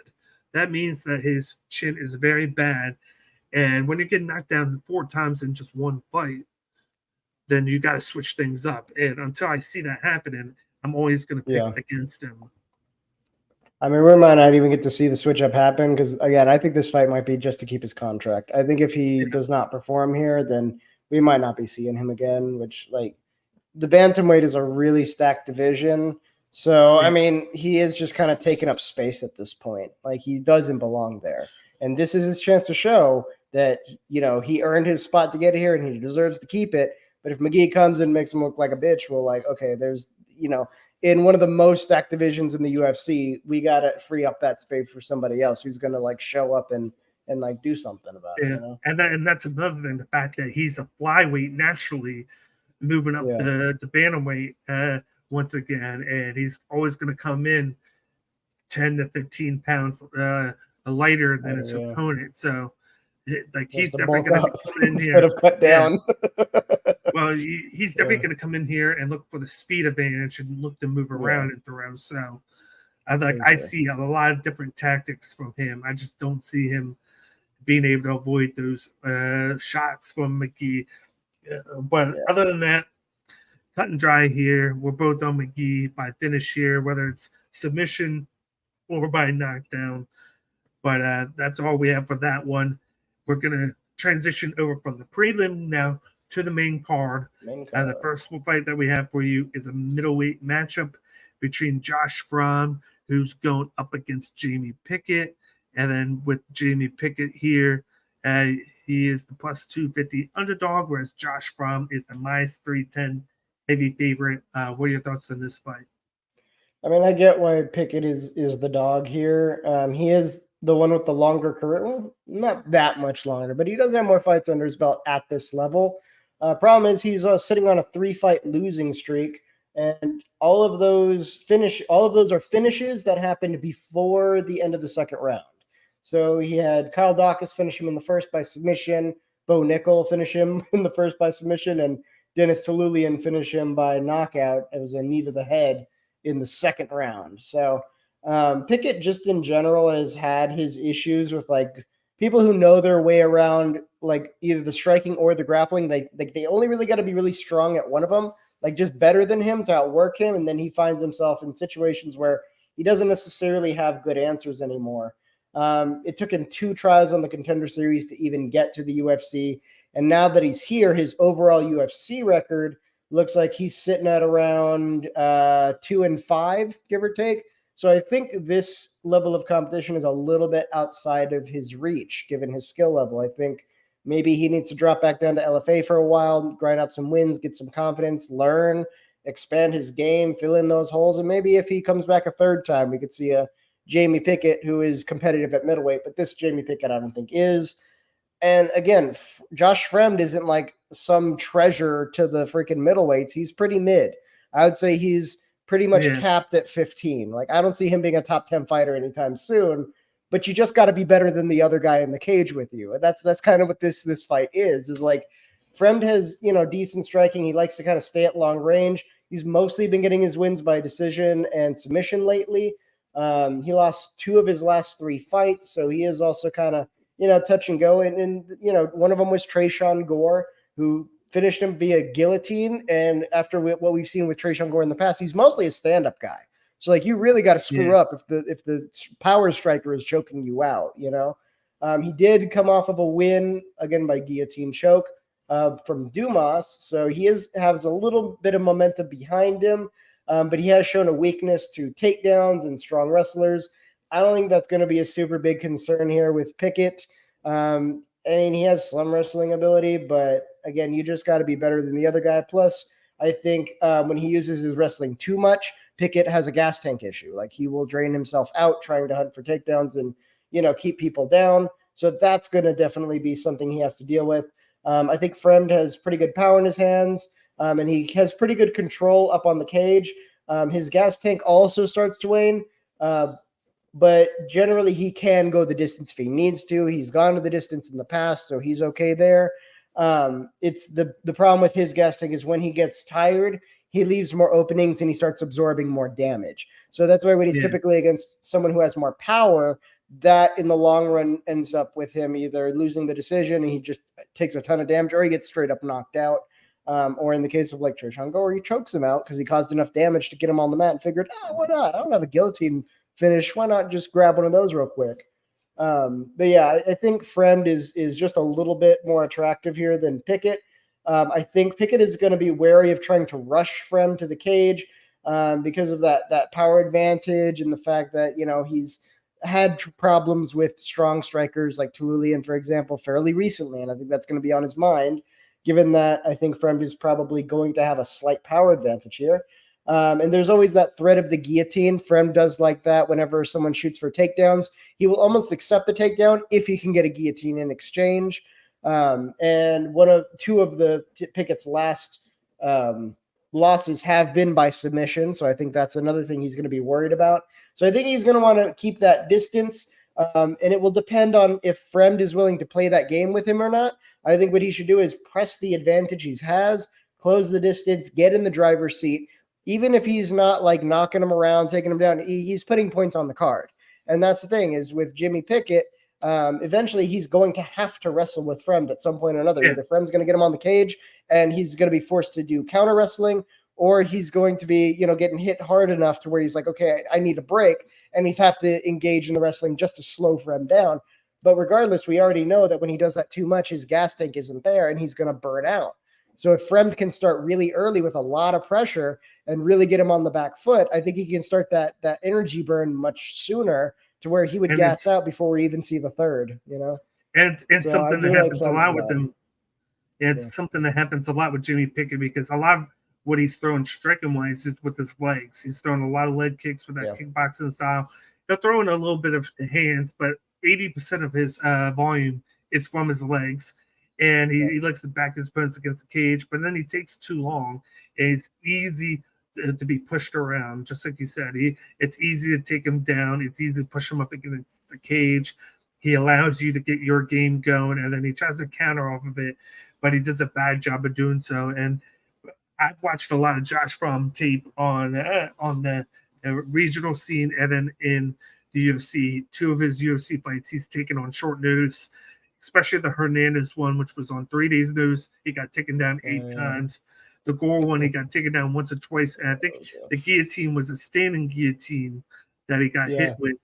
After getting hit with a big shot from Gore, and Gore has power in his hands. That's what I said. He was almost knocked out. He was like, "Let me just grab a submission victory, just cause I don't have one of those yet." But then you really saw the kind of fighter that he was in the Rodriguez Dumas fight, where what he likes to do, he likes to push forward, throw hands with his opponent, but then he likes to throw into the clinch as well.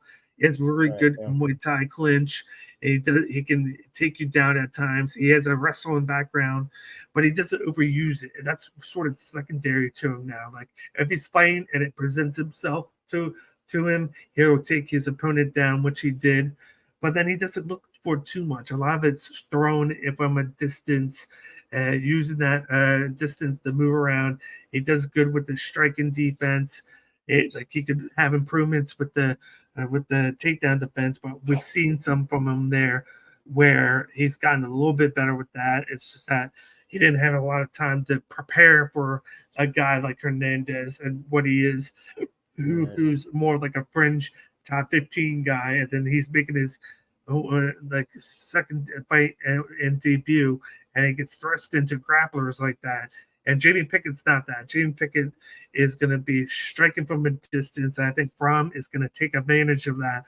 And in this one, I got Fromm by second round submission. I think he gets him with either a guillotine or a rear naked choke, whichever one he looks for, because he's going to be able to land the volume that he wants to land.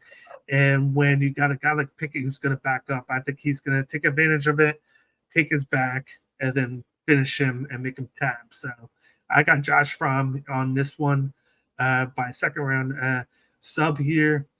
minus 310 is too large, so of course no one's going to attack that. I don't feel like Pickett is the aggressive guy to where he's going to win round one. I think Rom is going to take this one. So really, the only options you have is under or over 1.5 rounds, whichever you feel like how long it's going to take, and then maybe throw inside the distance if you feel like he's going to finish him. But those are the only two options that I have for this fight here because of the two guys in it and the fact that Jamie Pickett isn't aggressive. He likes to counter with his leg kicks, and he's easily pushed around in fights. So I think this is tailor-made for Josh Fromm.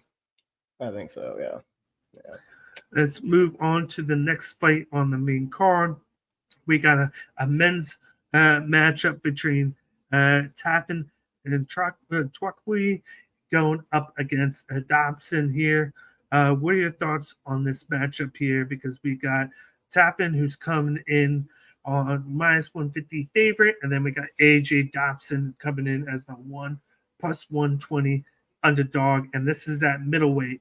And we got Tappan and Twakwe making the move back down to middleweight from light heavyweight. He has fought the last 2 fights, I think, at light heavyweight, and then he decided to make the trek back down to his normal middleweight status. Yeah, I mean, it makes sense why. Like, actually, this is interesting that we have more of a dog and favorite situation instead of a pick'em. Both of these guys are sitting on a 2-fight losing streak. Like, I mean, that's about as close as it gets to like pick'em, but because we don't know who's going to get knocked out first sort of situation. But yeah, I don't think he had a lot of success at light heavyweight. He did do decently well against Mike Rodriguez, but then he got 2 straight losses. Ullenberg and what was that one? Mirzakhanov, both of those guys ended up knocking him out. So yeah, I think he ended up trying to go up and try to hang out with the big boys, but they were a little too big for him, which is surprising because Nchukwi is a big boy. Like he's bulky, he's meaty, he's got a lot of muscle on him. And he won the first 2 rounds against Azmat Mirzakhanov. He was winning that fight before he got hit in round 3. Yeah.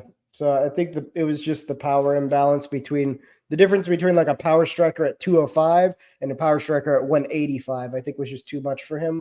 But yeah, I think when you look back at his middleweight stuff, it's, I think he did a little better. Of course, one of those wins was Jimmy Pickett. So, take that for what it's worth. He did beat William Knight, but that was before William Knight or him were inside of the UFC. So, I mean, he's kind of bounced around the weight divisions a little bit. I think he's still trying to find his home. And what's interesting to me about this matchup is both of these guys don't look terrible. Like we just got done talking about, Jimmy Pickett, Josh Fremd, and Buys and Breeden and McKinney in particular. That one was gross. But this one, both guys actually look pretty decent. There's not one of them that sticks out to me as being like the clear underdog here in terms of like they lack all the skills, like, Breeden and McKinney sort of situation. Both of these guys, I think once they find their home, they could actually start building a name for themselves and be pretty good. It's just they're in that growing pains phase right now. I feel like Dobson has decent striking. He gets a little bit too focused on the counter games, and it kills his volume. That's the big thing for him. And I wouldn't categorize him as a knockout artist. So, if you're not going to go that direction with the knockouts, you kind of want to address your volume issue a little more. But he has good wrestling. He has good takedown ability. He's very good at mixing in knees and elbows when he's wrestling on the cage, making it just kind of an unpleasant experience. But the other thing is he's durable and he has good head movement. So he's able to stay out of the way out a lot of like really big shots most of the time. His last 2 losses were both by decision. And one of them was Armand Petrosian. The other one was Jacob Malcone, guys who are, known names within the division now. Those guys couldn't finish him. And I feel like his biggest problem is just he doesn't get going. He's got the tools. He's got all the things he could possibly need. Maybe work on his volume a little bit.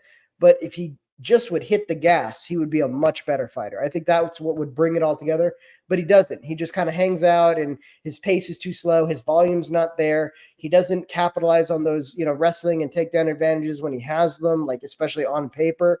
He just kind of goes into every fight generally the same way, where he's just kind of going with the motion. He needs to be more in the driver's seat, less content to sit in the back seat with the kids playing, I Spy out the window. And that's why in the first fight that he had, he was taken down 6 times by Malkoun, and then you go to the next fight against Armand Petrosian, and he gets out-volumed in this one.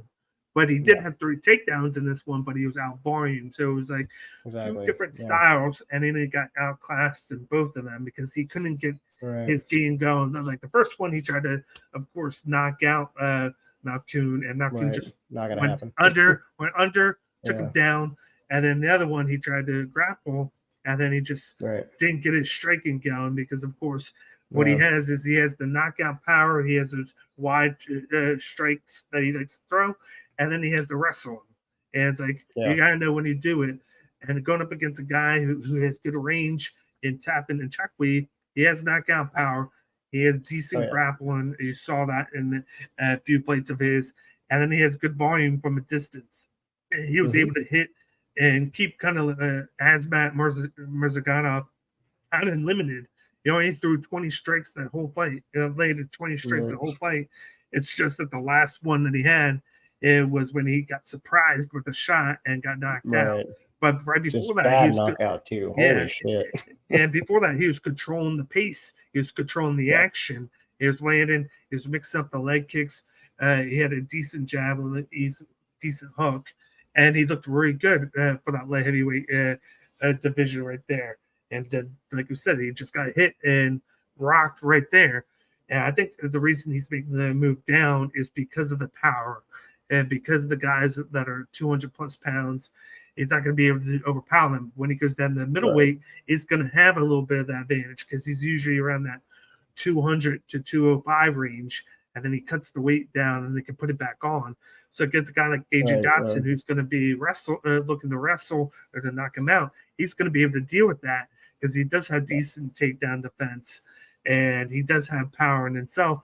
I like his leg kicks. He has that just finishing power, but then he can have a fight where he racks up the volume and he paces himself around his opponent. So I like tapping and Chukwui on this one. I think he bounces back. There's too much unknown with AJ Dobson where he doesn't really get the right game plan. Like he has the right ideas, like I need to do this or I need to do that, but then he does it on the wrong fight. Like he should have used the grappling against Malkoun to kind of throw him off, and then he should have used the striking against Petrosian because I think he would land more volume against Petrosian. He had everything flipped.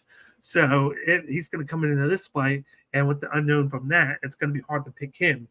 Maybe you would think that he'd go with the wrestling here, knowing that Tappan and Chukwui is going to look to throw, and he can kind of limit what Chukwui does. But then he'll come out, and he's going to look to knock out Tappan because the last thing we saw from Chukwui was the fact that he got knocked out in his fight twice, once against Arnberg and once against Azmat Marzana.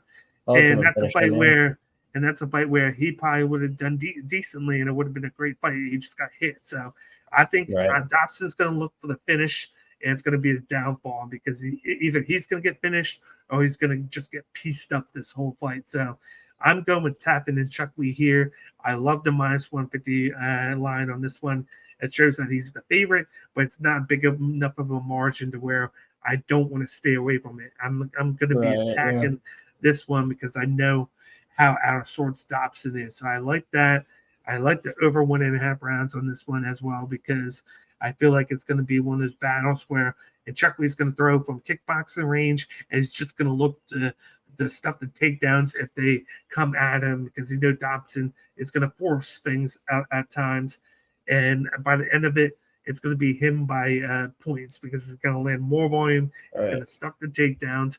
And he could knock out Dobson, but if he does, I think it's going to be more so later in the fight when he wears a little bit of that gas tank down.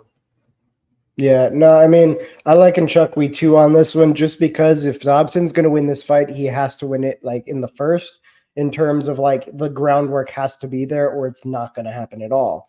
He has to start early with, basically closing distance and getting the wrestling going before Nchekwi kind of has enough time to make those reads. Because once he makes those reads, then he's going to start throwing. But I think he's going to be a little bit more conserved on the front end because Dobson does have pretty decent stand-up. Like I said, he's got all the tools in the toolbox. He can't bring them together. The game plan, like you were talking about, that's, I think, a big part of it. I think the other part of it is even if he has a good game plan, he doesn't execute. That's always sometimes an issue where you have good coaches telling you what to do, and then you get in there and you don't fucking do it for whatever reason. So if Dobson wants to win this, he has to start early, like fresh out of the gate. As soon as the fight starts, he needs to be shooting for takedowns just to run him to the cage. Not even to take him down, just to get him there, to shut down the striking altogether. So Nchekwi has no time to make any reads. He's starting to get tired, make him carry his weight for a little while. And he's going to have to keep that up probably through most of the first and the second, because if he just tries to stand and trade, that opens the door for Nchekwi to make those reads. And of course, he is the bigger, beefier guy here. So I would say the puncher's chance definitely favors him way more than Dobson, especially because Dobson, he doesn't throw power in the same way. I think what he tries to do is have damage accumulate, and then he gets the big punch later on. And Nchekwi could turn out the lights whenever he wants. He's such a big guy. And if you're just going to try to stand and trade with him, he's just going to amp up the intensity, and that just makes it more and more likely something like that. And then all of his finishes for Dobson are round one. So it showcases that like he does a lot in round one. He comes out fast, and then he lands a lot of volume, and then gets that blow. But then when he doesn't get that started, he doesn't get those takedowns. He starts to force everything, and then that's just going to benefit right into Nchekwi's corner right there. Because Tappan and Nchekwi can do a little bit of everything, especially from range. So you're either going to see Dobson get out in front right away and do damage, or you're going to see him get stuffed, and then Nchekwi's just going to land a lot on him and either eventually finish him or just win by decision. Yeah, and I mean, on top of that, even if Dobson decides to get the wrestling going early, he's going to have a hard time because of how, like, Nchekwi's size. Not only does he have decent wrestling himself and good takedown defense, he's a big boy. So even if you have the perfect setup and you got your hands in the right place and you have the right angle, lifting Nchekwi and taking him down, very, very different than, when he was trying to even take down Petrosian or Malcone. Those are two very different body frames, very different distributions of weight, fat to muscle ratio. It's just going to be a much harder battle because you can just have a physically bigger guy who, again, was competing at 205. He wasn't necessarily competitive, but, AJ Dobson doesn't have that 205 frame, and Nchekwi does. So, I think that this has for Dobson to win, he has to play a perfect game, but to execute that perfect game, there's a ton of roadblocks in the way. And he's not the guy who is, aggressive enough and like a dog enough to really overcome those obstacles, especially lately. I think the more obstacles in his way, the more he just kind of goes with the flow sort of situation instead of trying to capitalize on the things that would win him that fight. He just trying to keep his head above water, essentially, like he's doggy paddling. And what's crazy is that fight with the Nchekwi and CFFC, that was a catchweight fight at 225. So he was able to put 25 more pounds on, and he was still able to finish William Knight in the first round. So that showcases that he does have the power to finish guys. He's not just all about the distance. So it's like you look at that. He's going to be the heavier guy. It's going to give him more of a base to stuff those takedowns of Dobson if he looks to do so.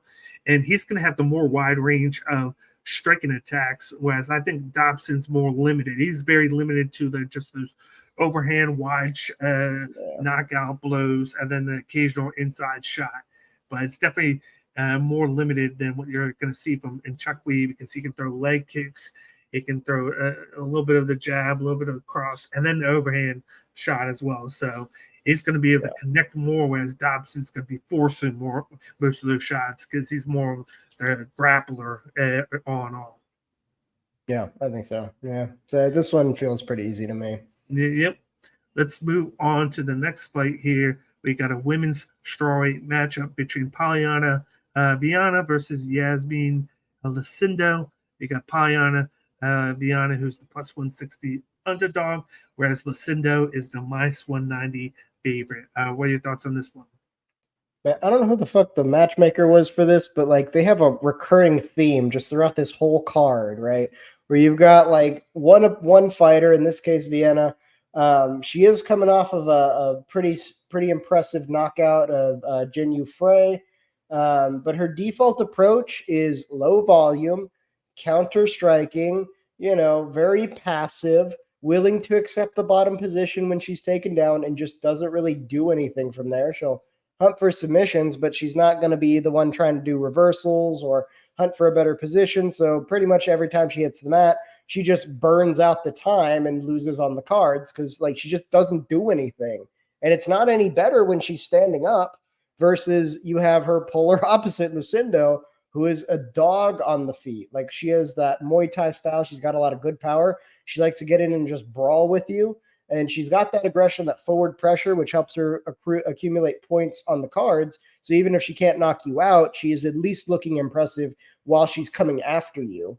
She has a good chin. She's durable. So that does help because she does tend to eat a lot of damage in some of those brawling exchanges, especially when she kind of gets all amped up and everything in the later rounds. She resorts to bigger looping punches, and that tends to mean she gets punched in the face a lot more just from like counter shots and stuff. She has good control when she's wrestling, and she's very good at like moving into the cage and mixing in those vicious knees. Not big on takedown. She'll come in, pressure you, cause some damage, and then she wants a separation so she can go back to brawling with you a little bit. So against like a better grappler, sometimes that can be an issue when she can't get that separation. And the better grappler wants to be like, no, I like grappling here. I want to drag you into deep waters and test out your wrestling gas tank instead of your striking one, right? So I think like Vienna, just like she's not showing me anything that would be a threat to Lucindo is the problem. Like she's too passive in the striking. She's too passive in the on the ground. The most activity I saw, the most aggression I saw was in her last fight against Jin Yu Frey. The problem is, if you look at kind of who Jin Yu Frey is, that's not really somebody who belongs inside the UFC. She is pretty much outclassed at this level. I'm going to pull her record just so I can see, but I looked at it because I was wondering, like, how did she get that knockout just out of nowhere? Like, that's kind of crazy. And it happened so fast. I was like, I didn't even really get to take my measure of Jin Yu Frey in that fight. But yeah, inside the UFC, she's had a fairly long career. She is sitting at 2-5 with 3 losses back to back. One of them was Elise Reed. That was the most recent by decision. She got knocked out by Vienna. That was 2 fights ago. And then Vanessa Demopoulos was a split decision. So it seems like she's largely a decision fighter to begin with. And then you put her at the level of the UFC caliber fighters, and the decision fighter doesn't do as well, especially when they can't get anything really going. I could see why Vienna would have had a chance against a fighter like that, because she is also kind of a fighter like that, in my opinion. I think that is a good sort of description of her style, to where she's too timid on the hands, too timid on the mat to really get anything done. That's why Tabitha Ricci pretty much just destroyed her, literally the fight before she got that knockout. Just absolutely wrecked her, because like when she was on the hands, Tabitha Ricci clearly was in kind of like a growing phase at the time with her striking. It wasn't the best. It wasn't super crisp or technical yet. But like, she was willing to throw a few, and then, Vienna would trade back some counters, and they'd kind of trade back and forth. But then Ricci would eventually decide, okay, I'm done with this. And then she would get the takedown, and Vienna would like basically just go down. Like there was not a whole lot of resistance there for Ricci. And then once they were there, all Vienna did was just lock the guard for some weird reason. Like she threw a body triangle from the bottom position in a front guard, which, I mean, she was sort of hunting for submissions, but not in any serious way. It looked a lot like when we looked at Charles Oliveira versus Dustin Poirier. In that fight, whenever Charles Oliveira got him down, Dustin Poirier knew he didn't really want to try to do jiu-jitsu with Charles Oliveira for obvious reasons. So what did he do? He locked up the guard and he just held onto the head and burned out the clock, because he was like, well, we got 5 rounds, so I'll just have to do better on the next one. That's what it kind of felt like was going on with Vienna in the Tabitha Ricci fight. So, I mean, if you got one fighter who's a dog and the other one who's just way too passive to get any form of offense going at any time, you got to go with the dog every time, you know? I think if Vienna tries to stand and trade, she's going to get overwhelmed, probably knocked out. If she goes to the mat, she's just going to burn out the clock on her back in a locked guard, not accumulating points, not even really attempting any, submissions in any significant way that could potentially work. So either she's going to get finished or she's just going to lose on the cards because she can't get that offense going when it needs to get going. Whereas Lucindo absolutely can do that. That's a big part of her game. And here, if Vienna was more active about the grappling aspect, that would be her path to victory. Because Lucindo, while she can do some grappling, she clearly is not really comfortable there. She wants to stay on the feet. She wants to stay striking. Even trying to take takedowns off the cage for like ground and pound finish isn't really her style. So if Vienna could maybe leverage that and then try to force the fight into more of a grappling situation and be very active, maybe instead of taking the bottom, try to take the top position, that would be how she has to win this. But in order for her to do that, she would have to be willing to run towards danger, run towards the big, powerful strikes of Lucindo, try to find those openings and, take some damage in the process because you're not going to get out of that with no damage, especially if you're playing a heavy counter-striking game. And I just don't think she's going to do that here. And I can see why the odds are the way they are. I think that Lucinda's just going to walk right through her. Probably, I'd say maybe first, second round finish. But if Vienna does end up getting taken down and wants to burn out the clock just in a locked guard and front guard, then it might be a decision. But I don't really see a path to victory here for Vienna. Yeah, looking at a couple of these fights for each of them. Of course, Yasmin Lucindo has 2 fights. She had that very fun one against Yasmin Uruguay, where it was 86-66. There was a nice striking battle, and then she comes in and beats Brogan Walker. It was kind of a very boring fight where she controlled the majority of it. She landed 53 strikes, had 4 takedowns. And everybody knows that Brogan Walker is very easily taken down in fights now. And then you had Poliana Viana, like you said. She's more of a high-level jiu-jitsu artist looking for submissions.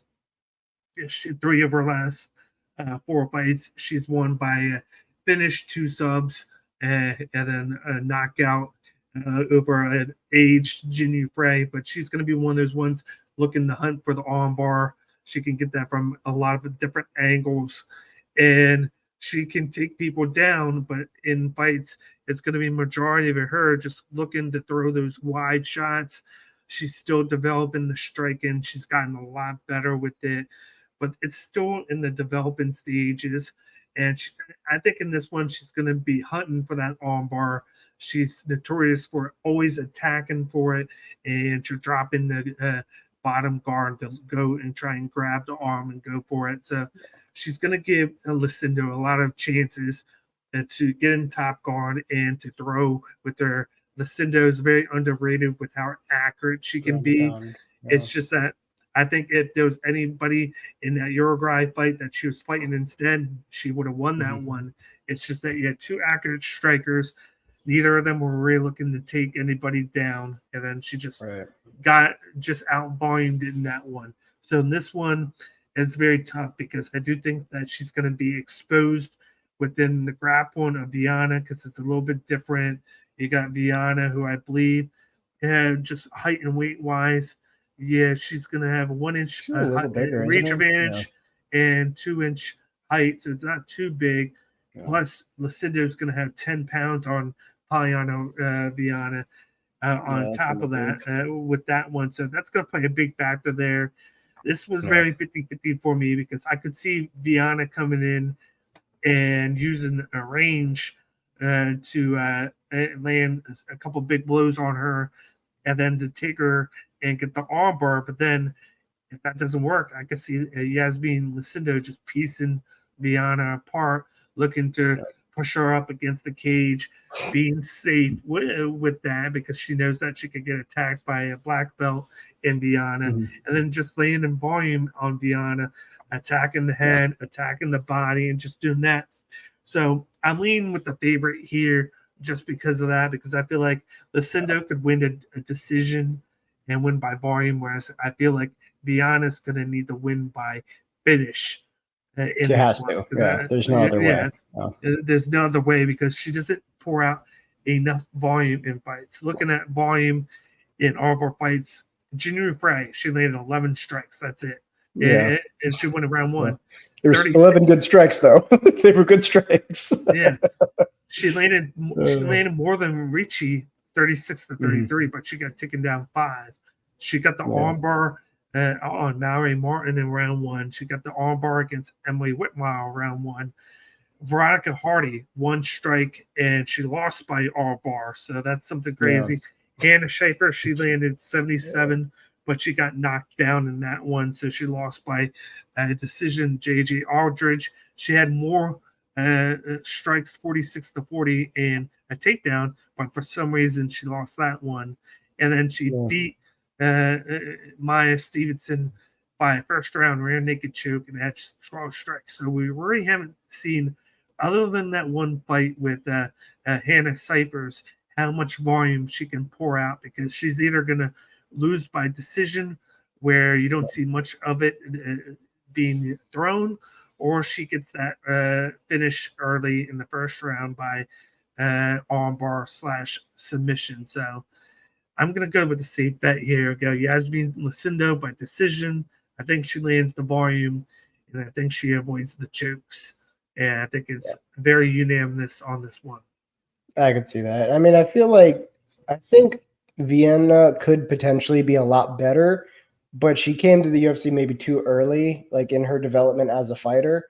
I think that, maybe getting here at the time she did, like you see, she won her debut, and then she went on a three fight losing streak, and then she had a 2-fight winning streak, and then a loss, and then a win. Like that seems to me like there's not a lot of stability here, to where she's not really comfortable at this level yet. Now, she could just kind of tough it out and just stay in the UFC and kind of do this win-loss checkerboard pattern. But I think it would actually be more beneficial if she ended up getting cut after this fight, went back down to like an LFA, Invicta, something like that, where she would be the big fish in a smaller pond. And that would give her some time to really refine, like the striking, for example, is something that really needs to go a long way. But it's not going to happen at this level. It's going to happen at a level where everybody's kind of still developing their striking. That way you're with other people who are still learning. So you have the opportunity to learn a little bit with your peers. But, when you fail, it's not like on a global stage, it's not as bad. And she's only 31, and she's only 31, so she's still relatively she's got a long career young left. Yeah. It's just that when you look at her being 31, Lucindo's 21. So she's going to have 10 years on Paliano Viana, who looks like she's one of the youngest people on the roster. And to think that she has 10 years on Lucindo is just very crazy. But I like the volume aspect of things for Lucindo. I like her by decision in this one. Minus 190 isn't that bad. I think maybe it could get better towards the fight. And then even maybe you look at it and you would know how offensive with the attack on the armbar Paliano Viana is early in the first round. Maybe you can play the live odds here and hope that that's what happens. And then maybe you get a better line on Lucindo going into round 2. But I definitely like the over 1.5 here. I like the decision aspect of things because I really haven't seen much from a power standpoint from Lucindo to think that she's going to get a finish. But I think that she can definitely win by volume. So I think really this one is very limited to over 1.5 by decision as well, and then live bet after round 1. Yeah, no, I think that's probably the safest way to do it. Yep. Let's move on to the featured bout on this card. We got a light heavyweight matchup between Khalil Roundtree going up against Chris Daukaus, making the move down from heavyweight to light heavyweight. Khalil Roundtree is the minus 205 favorite, whereas Chris Daukaus is the plus 170 underdog. What are your thoughts on this matchup? This one It's interesting that Dawkins is deciding to move down to light heavyweight, especially like right there in the picture. You can see, like, I remember when he was still doing heavyweight fights, which was a while ago at this point, it feels like. Yeah, last one was Rosenstruck. That was okay. It was December of last year, so not as long as it feels, but he was kind of slimming down with each fight. Like when he was fighting Alexei Olenek, for example, he was carrying a lot of extra weight. And then when you see him in like the Curtis Blades fight, you can definitely tell a difference. He's been leaning up a little bit. He's been, really working on, I guess, his gas tank, his cardio, all these different things in the gym. But then he comes out to the mat, and with the big boys, with the heavy boys, the power strikers are just wrecking him, right? Derek Lewis, Curtis Blades, Jairzinho Rosenstruck, all of them just finished him either in the first or second round. Curtis Blades did it in 17 seconds on the second. So that's pretty close to a first round finish. And I think that was the big weakness for Dawkins, is that he has the wrestling ability. He has that background, but I think he fell in love with the striking, and he just refuses to not strike, even though like Derek Lewis, for example, would have been a great Rosenstruck as well. Great opportunity to employ that wrestling and turn the tables on these guys who, are definitely the more powerful strikers, but he probably could have ground them out, gotten him tired, and then in a second or third round, he could have had his way with the striking if he wanted to. But again, the grappling aspect of his game, we haven't seen it in so long. It's sort of like this mythical thing that we talk about, be like, oh yeah, he can do that, right? Like it exists, I think, because we never really see it. I think he loves the striking too much. But at least if he's moving down to light heavyweight, he'll be the bigger boy, right? Like he has to cut more. My thinking is like he was pretty much like at the divisional limit when he was heavyweight. So if he's cutting weight, he's probably sitting somewhere in like the 230 range. So he's probably making a sizable cut to get to 205. But if he's doing his nutrition and hydration properly, that weight is going to come back to him, and he's going to have it on fight night. So he is probably going to be the bigger boy, giving him a power advantage at 205 that he did not have at heavyweight. And against Khalil Roundtree, I feel like, again, like Chris Dawkins is one of those, like, he goes really, really hard, really, really early. And with the last three fights in particular, those guys were good enough and had enough power to where they just caught him, and that was it. Like he was he got shut down.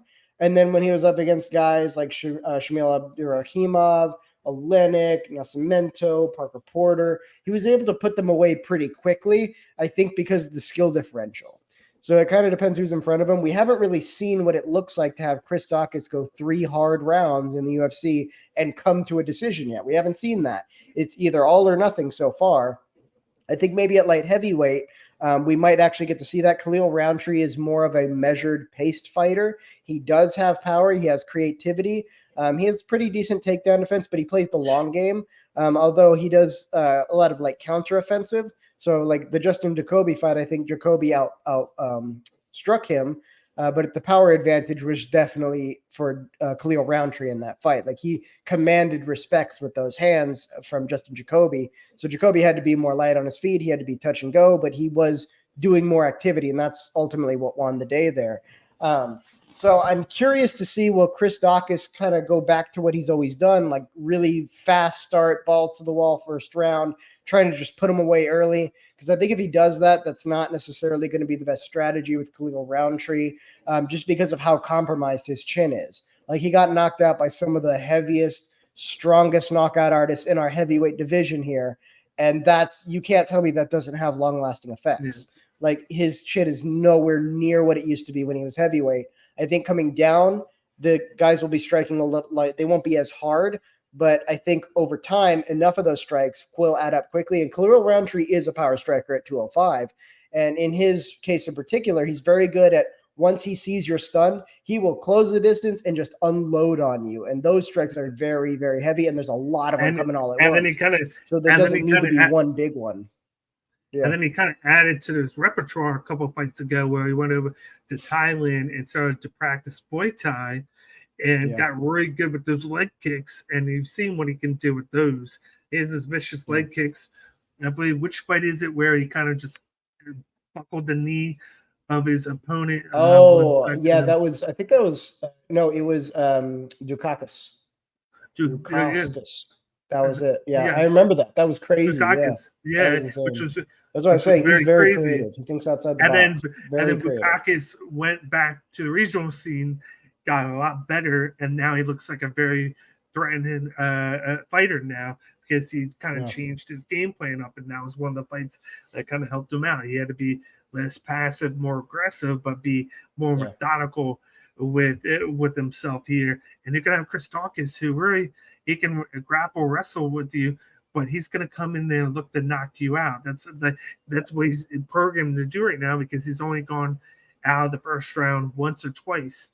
And in the last 3 fights, he's gotten caught by guys that have power in their hands and are gunning for that knockout. The first 3-4 fights were guys that either grappled or were on the way out because they were old for the division right now. He's got a guy in Career Roundtree who's very fresh right now. He has power. He has the distance game with the leg kicks now that he has the Muay Thai training there. And I just see him finishing Dawkins round 1. I think that's what it's going to be. I think at this point, Dawkins really can't change things up because he's at that age to where you kind of like, it's hard for you to switch things up. You're going to change your division, but it's going to be very the same kind of finish here. He's going to hunt for the knockout. You're going to have Khalil Roundtree, who's going to be able to use that range to kind of avoid the counter and land a shot right at the face of Dawkins. I think those leg kicks are going to play a big factor in this fight to slow down Dawkins as well, because it's not just any leg kick; they're vicious. Like he has snapping leg kicks that you hear the sound and then they hurt. So if he lands enough of those, it's going to dramatically slow down Dawkins, and he's going to be an easier target to land on because he's going to be slowed down. So I really like the finishing aspect of things on Roundtree. He's minus 205, but I bet you people if you wait until Friday, you're going to have people who are going to attack the Chris Dawkins line because he has that finishing capability. You might get a better line there, but more so, definitely attack the under 1.5 rounds on this one because I haven't seen the Dawkins fight go 2 rounds yet. Both these guys are finishers. So even if Dawkins finishes Roundtree round 1, you're going to get it there. And then I like Claire Roundtree inside the distance because I like the chances with him and more so with the knockout chances there. But you never know. So I might even attack the KO prime because you might get even odds on that. Yeah, I think for Chris Dawkins, this is just a lose-lose fight no matter what. So, let's say he does come out like his old self. I think one of the things Khalil Roundtree does very well is he has really good defense, and he's willing to match pace for pace. If he has his way, he wants more of like the long game. But if you want to go, he'll go. Like, okay, let's go ahead and brawl. And I think at that 205 weight, Roundtree is more effective with his power than Chris Dawkins would be. And of course, Chris Dawkins has all the issues with his chin now because of how badly he's been knocked out. That's going to have long-lasting implications, and Roundtree can absolutely capitalize on that. On top of that, like Dawkins won't think to get the wrestling involved. Let's say he catches Roundtree with something. Roundtree will get the wrestling involved. Like he will get into the driver's seat, and that will kill Dawkins' momentum right there. And then once they get the separation, Khalil Roundtree will be like, okay, now it's my turn to go first.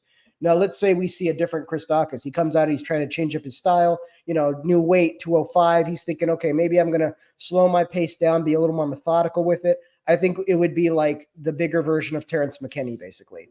Like he would slow the pace so much, but then we would see all the other holes that the very fast pace was hiding from us before. Because when you weaponize pace, it's the flurry of everything going on. Technique kind of goes out the window. So you're not as worried about like, oh, I have a gap here in my guard, or, oh, I'm not great when I get into this position on the cage. I tend to get taken down a lot. If you're just balls to the wall and it's just who breaks first, and you tend to come out on top and the other guy breaks, that hides a lot of what you're struggling with. So if he comes in and tries to change it up now and tries to be more methodical, I think there's going to be glaring holes in his game, and that's not something you can have going up against a guy like Khalil Roundtree. And it's not like Chris Dawkins, if he slows down, is going to be a big volume guy. Even when he goes balls to the wall, these are big swinging shots. So a big part of why we've never seen a second round is because when we do, and the one time like recently that he did with what was it that he got? Oh, Curtis Blades. Like he gasses himself out. So all the volume is going to be in the first round right there. So if either make it fast, but I mean, I feel like if he tried to slow down the pace, he would just be a counteroffensive striker because he's still hunting for the knockout. He's not thinking like, well, let me put points on the board and then worry about the knockout in the third round. No, I think he wants to take your head off in the first. So he has to hold himself back. What does that look like? That looks like not enough activity. That looks like waiting for those openings to just throw something big and try to end the whole thing. And then when you look at the actual stats, he threw like 15 punches the whole round, like that sort of thing. Yeah.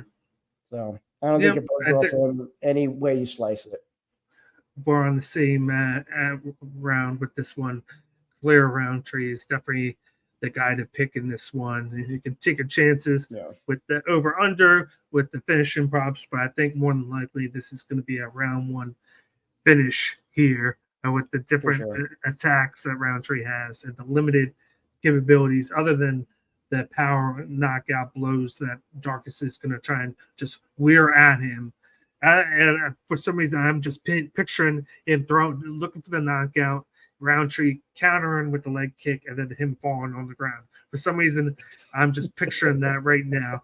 And if that happens, I'm going to laugh. But let's move on to the co-main event of the evening here. We have a men's matchup in the featherweight division between Cub Swanson versus Hakeem Dawodu. Cub Swanson is the plus 200 underdog. Hakeem Dawodu is the minus 250 favorite.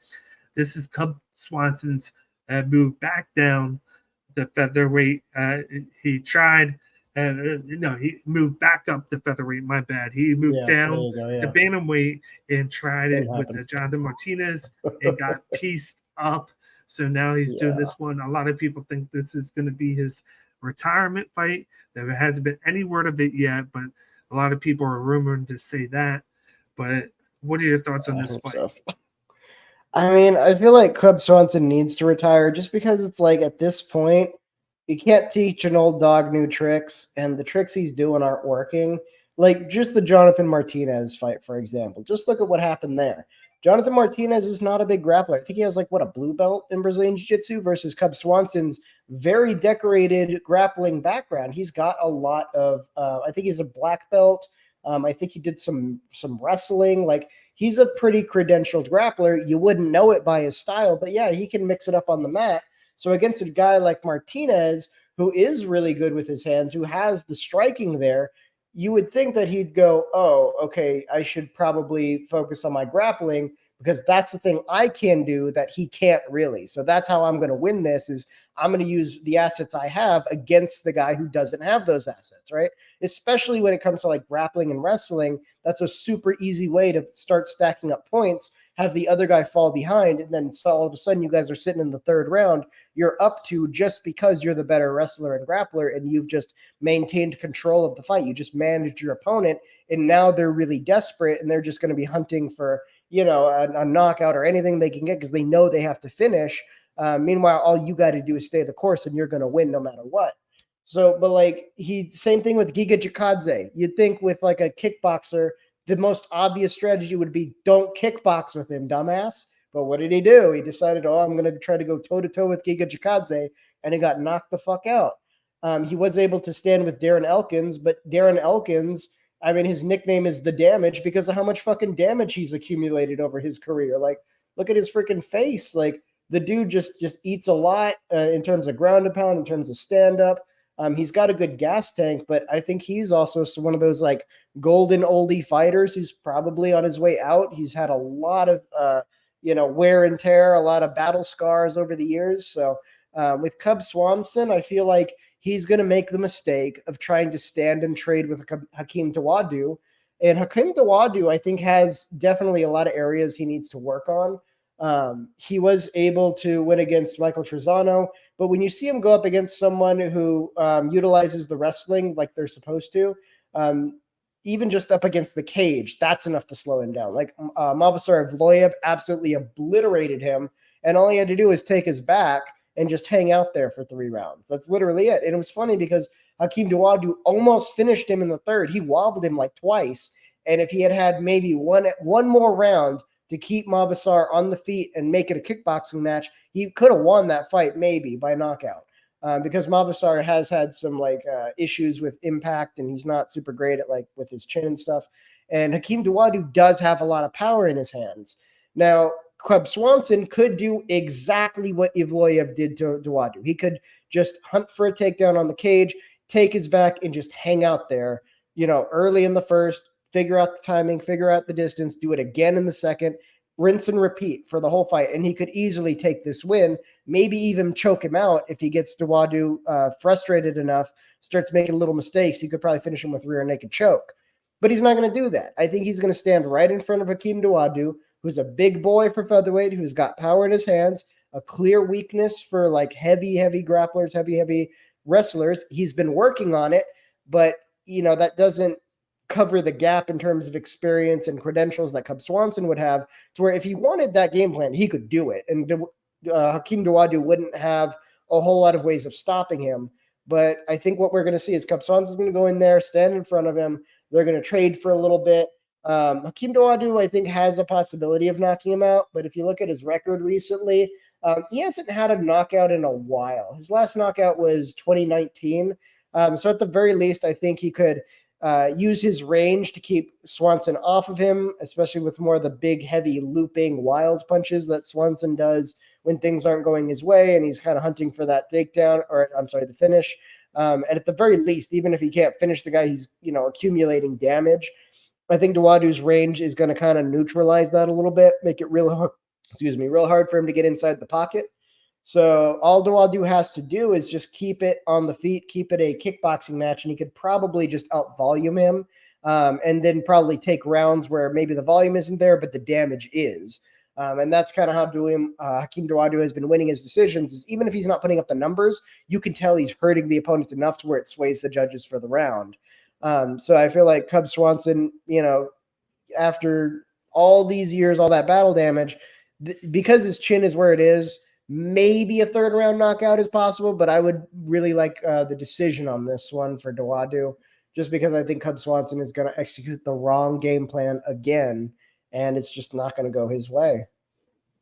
One thing I like about Hakeem Dawodu is the fact that he likes to push his opponents along the fence and then kind of hold them up there. That's something new he's been doing. That's something new he's employed, and he's getting really good at it too. Yeah, and you've seen that. You've seen a lot of things where it's like he only has 50 strikes, but then you look very into it, it's like, oh, he's controlling his opponent for like 1 to 2 minutes along the fence. It's just controlling, wearing them out, throwing a little bit of elbows, a little bit of knees, and then striking. It kind of reminds me of Bloodsport with that one guy that's running on his knees, on his hind knees, and then he just goes up, jumps up, and lands the flying knee on you. It kind of reminds me of him. But he's going to come in there, and he's going to try and like shorten the distance, because Cub Swanson's very good at that distance game. And we know Cub Swanson's going to just stand up and trade with you, throw with you. He has knockout power. He can get the volume count up. But Hakeem Dawodu is going to look to kind of get up, clinch up with him, get that dirty boxing going, just get the dirty striking going. And it's going to be a lot of pushing up against the fence, laying it inside that clinch. And that's where it's going to benefit Hakeem Dawodu, is when they're not at range from each other, when they're like this. That's where it's going to be beneficial to him. It's just like you said, he's just started incorporating that in the last couple of fights. I kind of like want to chalk out Dre DeRosa, because he had that 3-inch reach advantage and height advantage on Dawodu, so he was able to use that to his advantage. Here, Dawadu's going to have the advantage here, I believe, on both. And then the only thing where Cub Swanson's going to have is the weight. So you're not going to be able to reuse the weight too much unless you grapple. And Cub Swanson doesn't do much of that. He's a striker. So the only thing he can use that for is to kind of put a little bit more torque on his punches. And he's going to have to knock Dawodu out for it to really have any game plan into that. But I don't think that's going to happen. I think Hakeem Dawodu is going to control him along the fence several times. This is going to be one of those, I'm not going to say boring, but it's Neil Magny style fights. Yeah, Neil Magny style fight where he's going to control him there.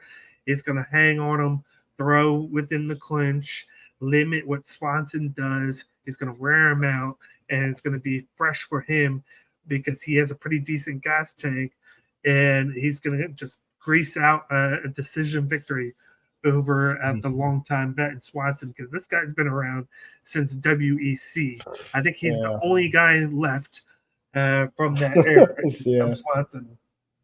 Yeah, that was back in 2007. He made his debut in WEC. 2007. That's insane. Yeah. So yeah, I think it's just time for him to go. Yeah, exactly. Too much. And he's not gonna, and he's already past the point, of course, where he can make changes. So it's like more than likely this is his last fight. We at least seen Hakeem Dorado make the changes to his game. He was able to get in here and kind of diversify himself a little bit. He's 32, and you got Cub Swanson, who's 39. So there's definitely that age gap. And Dorado hit it right at the nail. He was 31. He had to make the change, and he made it, because you want to make it before 35. 35 is that mark where once you get to that point, there's really no change. You cannot change he was able to make that change. It's very positive. I think he gets back in the win column here because of it, and it gives him more outs to where that he can work with. He can grapple with Swanson. He can strike from range and then push him up against the cage.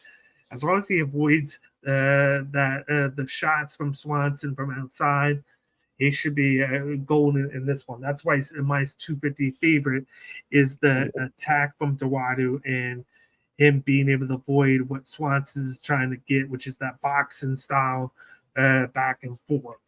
So I don't like the minus 250 line. I think it's too big.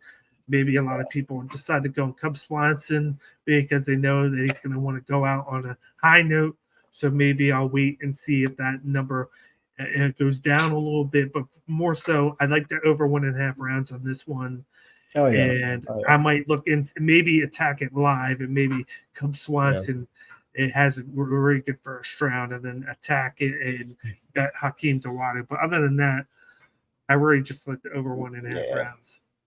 Yeah, because I mean, Cub Swanson's freshest, so that tends to be his best round is the first, and then he kind of dwindles after that. But that doesn't guarantee he's going to take the round, though, by any stretch of the imagination. Because I mean, Hakeem in the past has been kind of a slower starter, but now that he's incorporating the wrestling up against the cage, it doesn't really matter. I think if Cub Swanson catches him with something, it's just going to go right to the cage, and then if he needs to grind out the rest of the time just like that, he can do it. So.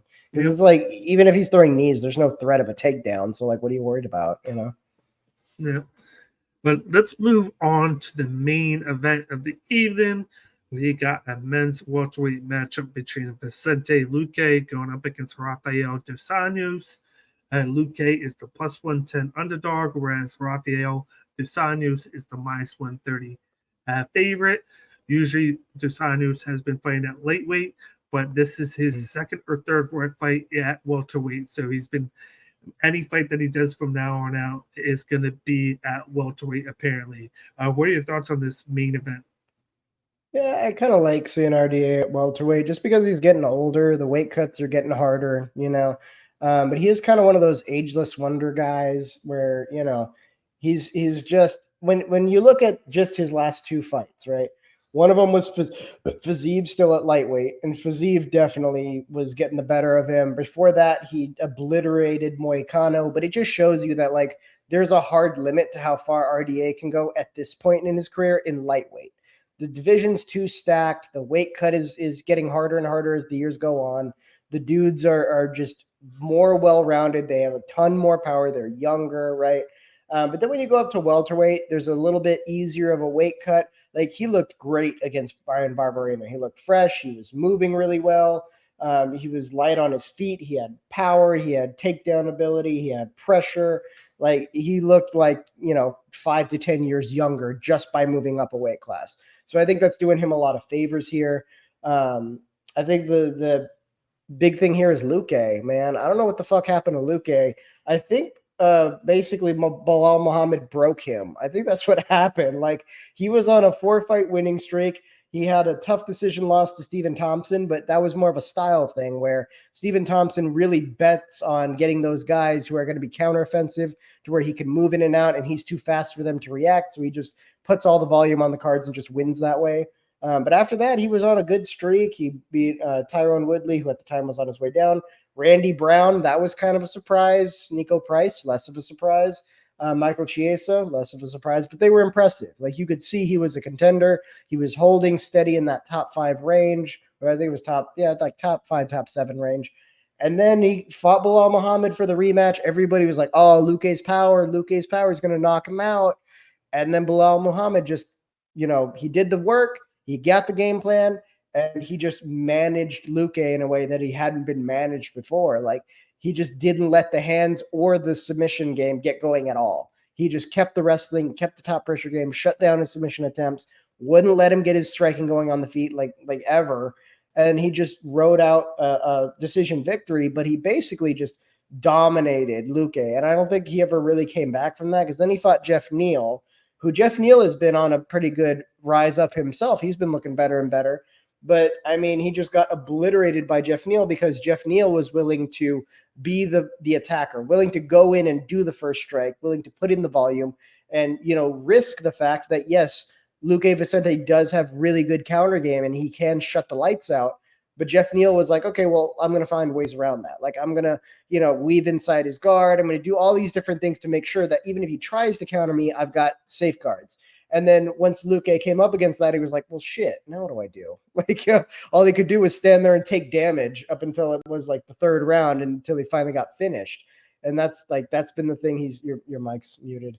But yeah, like that's been the thing that, is really kind of been kicking his ass, is all the damage he's accumulated up until now. And the fact that his game plan isn't adapting. And so now whenever he's getting someone who has just a better ability to manage his assets, particularly his striking and his ability to get his submission game going either on the cage or on the mat, if they keep him in limbo between those two things, he has no answers.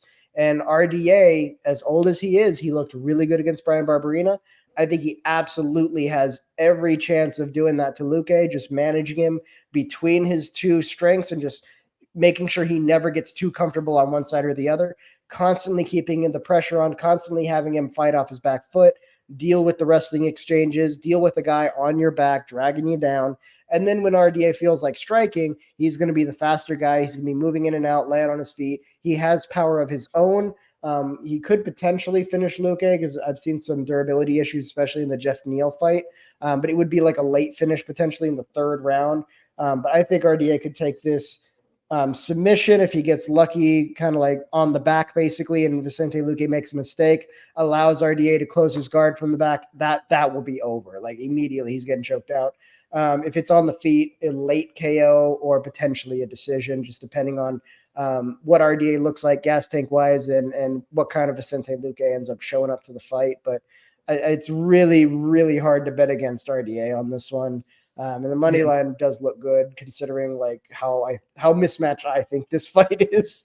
And I think the big question mark is that brain contusion that he had from the fight with, of course, Jeff Neal. Jeff Neal had the speed, he had the accuracy, so he was landed before Luque could even catch him. It was just a second faster than Luque, and Luque took a lot of damage in that fight. And he's just from a fight-to-fight basis, he tends to take a lot of damage, and it's finally caught up to him with that brain contusion. It's slowing down. He's a little bit older, and a lot of people are finding him out now. So you look at just the Bilal Muhammad, he figured it out too. He was like, I'm just going to circle around him, pick my chances, take him down, attack the single leg takedown. It worked very well. And then drive into it more with the double when I need to, and then get him down. He's going to fight you. But then when he goes to get up, land a shot or two, circle back out, reset, and then just land and go. And that really plays into Dos Anjos as well, because he can land. He has good gas cardio. You saw that in the fight against Rafael Fiziev. He did very well in that fight, where even though he got clipped towards the end of that fight and lost, he was combating in that fight. A lot of people thought it was either 2-2 or maybe 3-1 Dos Anjos going into the later rounds. And then he just got caught because of Fiziev and his power game. And that's something he's going to have to watch with Luque. But I feel like Viziev is at the point where he's the faster guy, and Luque is getting a little bit slower, so he might not have to worry about that as much if he gets him on the angles. That's what Muhammad did. You attack Luque on the angles, you attack him from the power side to kind of limit him from attacking you there. He's going to shoot for those takedowns, throw those shots. He's going to incorporate the jab into things. Dos Anjos has a very underrated jab, and then he's very poised. He has a lot of time in the octagon, so he's going to come in there with a very good game plan. And I don't think he's going to look for the knockout. He knows that Luque has gotten a lot of damage. He's going to take shots when he has them, but he's not going to force it. So I feel like he's going to look for the takedowns, use that to kind of change levels and get those shots to the head. He's going to circle around. And this is going to be one of those fights where it's going to go to decision. It's not going to be the funnest of fights. But I think Rafael dos Anjos is going to be the faster fighter. He's going to land the more volume. And he's going to take a couple shots. And you might see him get wobbled once, maybe twice. But I think he's going to do enough to get the victory here over a damaged guy right now in Luque. He's very damaged, 2-fight losing streak. We don't know how he's going to look coming off the brain contusion. And I just feel like with everything that Dos Anjos has, he's the guy to go with. And with it showcasing that he's the minus 130, they're saying that it's a 50-50 fight, more so 55-45, and people are leaning towards Dos Anjos because he's taken the less damage lately, and he has the more paths to victory with decision and possibly sub, because let's not forget, he does have that high-level jiu-jitsu background as well. 4th degree black belt. The only one in the whole UFC. That shit's crazy. And we really haven't seen it that much because of his striking power and his wrestling. So it's like he has the trifecta here. He can knock you out, he can sub you, and then he can wrestle you to oblivion. So I like his chances here. Minus 130, I'm easily attacking that. Whatever the over is, I actually like the over 2.5. I like the over 2.5 and 3.5 rounds. I got to look at it. Give it the style matchup. Yeah, that works. But other than that, I'm going to wait to see what all the other props are round wise, because I definitely like him in this one with the money line. Yeah, I think the welterweight cut is huge here because like any issues he had with like gas tank or impact resistance, all that I think is going to be greatly reduced now that he's fighting way closer to his natural rate. He's going to have a lot more energy because the weight cut isn't going to be as severe.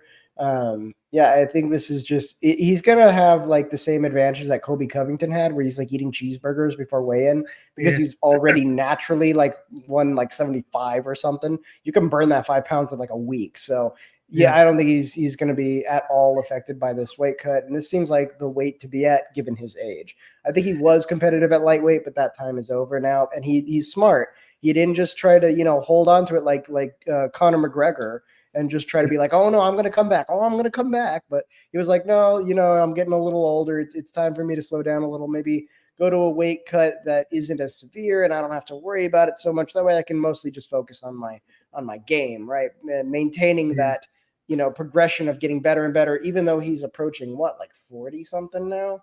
Yeah. Like he's been doing this forever. But like, again, in the Byron Barberena fight, you couldn't tell. Couldn't tell. Yeah. He is 38. Damn. Yeah, 38. He's looking awesome for 38. Yeah. And when looking at his past like 5-6 fights, of course, let's start with the Kevin Lee one, because I think that was one of his debuts at welterweight. He goes in there in round 4 because it was a main event, and he triangle chokes Kevin Lee. He had 60 strikes, he had 4 takedowns, and he had 1 sub. So he did very a lot.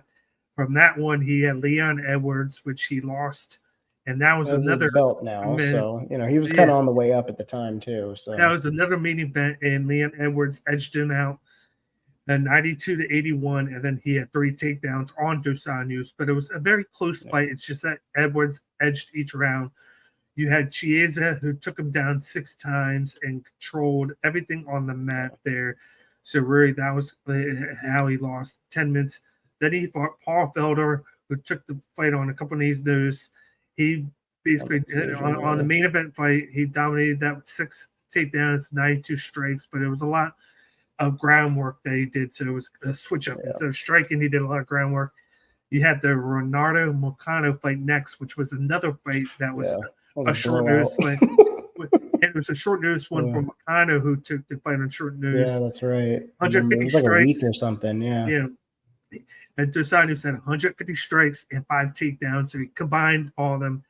That was another fight that went 5 rounds there. And then he had the one loss was Fiziev, where he still had 54 strikes to 64 Fiziev. He had 2 takedowns, and the one knockdown was Fiziev hit him in 18 seconds into the 5th rounds. And a lot of people, if you look at it, they were going back and forth with each other. You had Fiziev had round 1, Dos Anjos had round 2, Fiziev had round 3, Dos Anjos had round 4. It was a close fight. A very close fight. And then Dos Anjos was having a lot of success in the grappling along the fence. So he was using that to his advantage. And this was going back down to lightweight.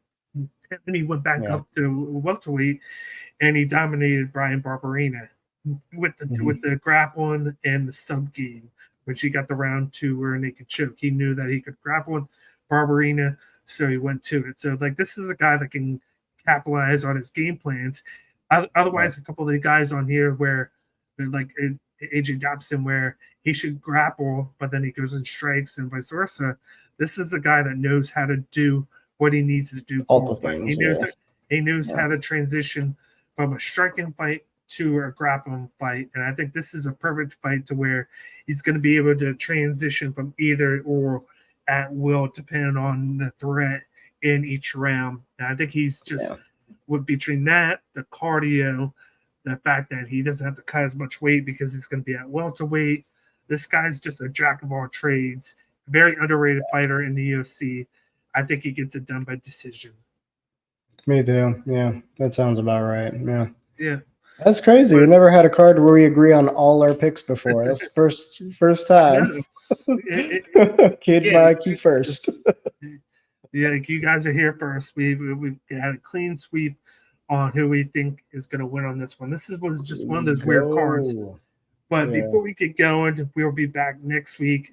Next week we got UFC 292, Sterling versus O'Malley, taking place at the TD Garden in Boston, Massachusetts. We got 2 title fights. We got the UFC Bantamweight Championship between Sean O'Malley and Aljamain Sterling, and then we got the UFC Strawweight Championship between Weili Zhang and Amanda Lemos.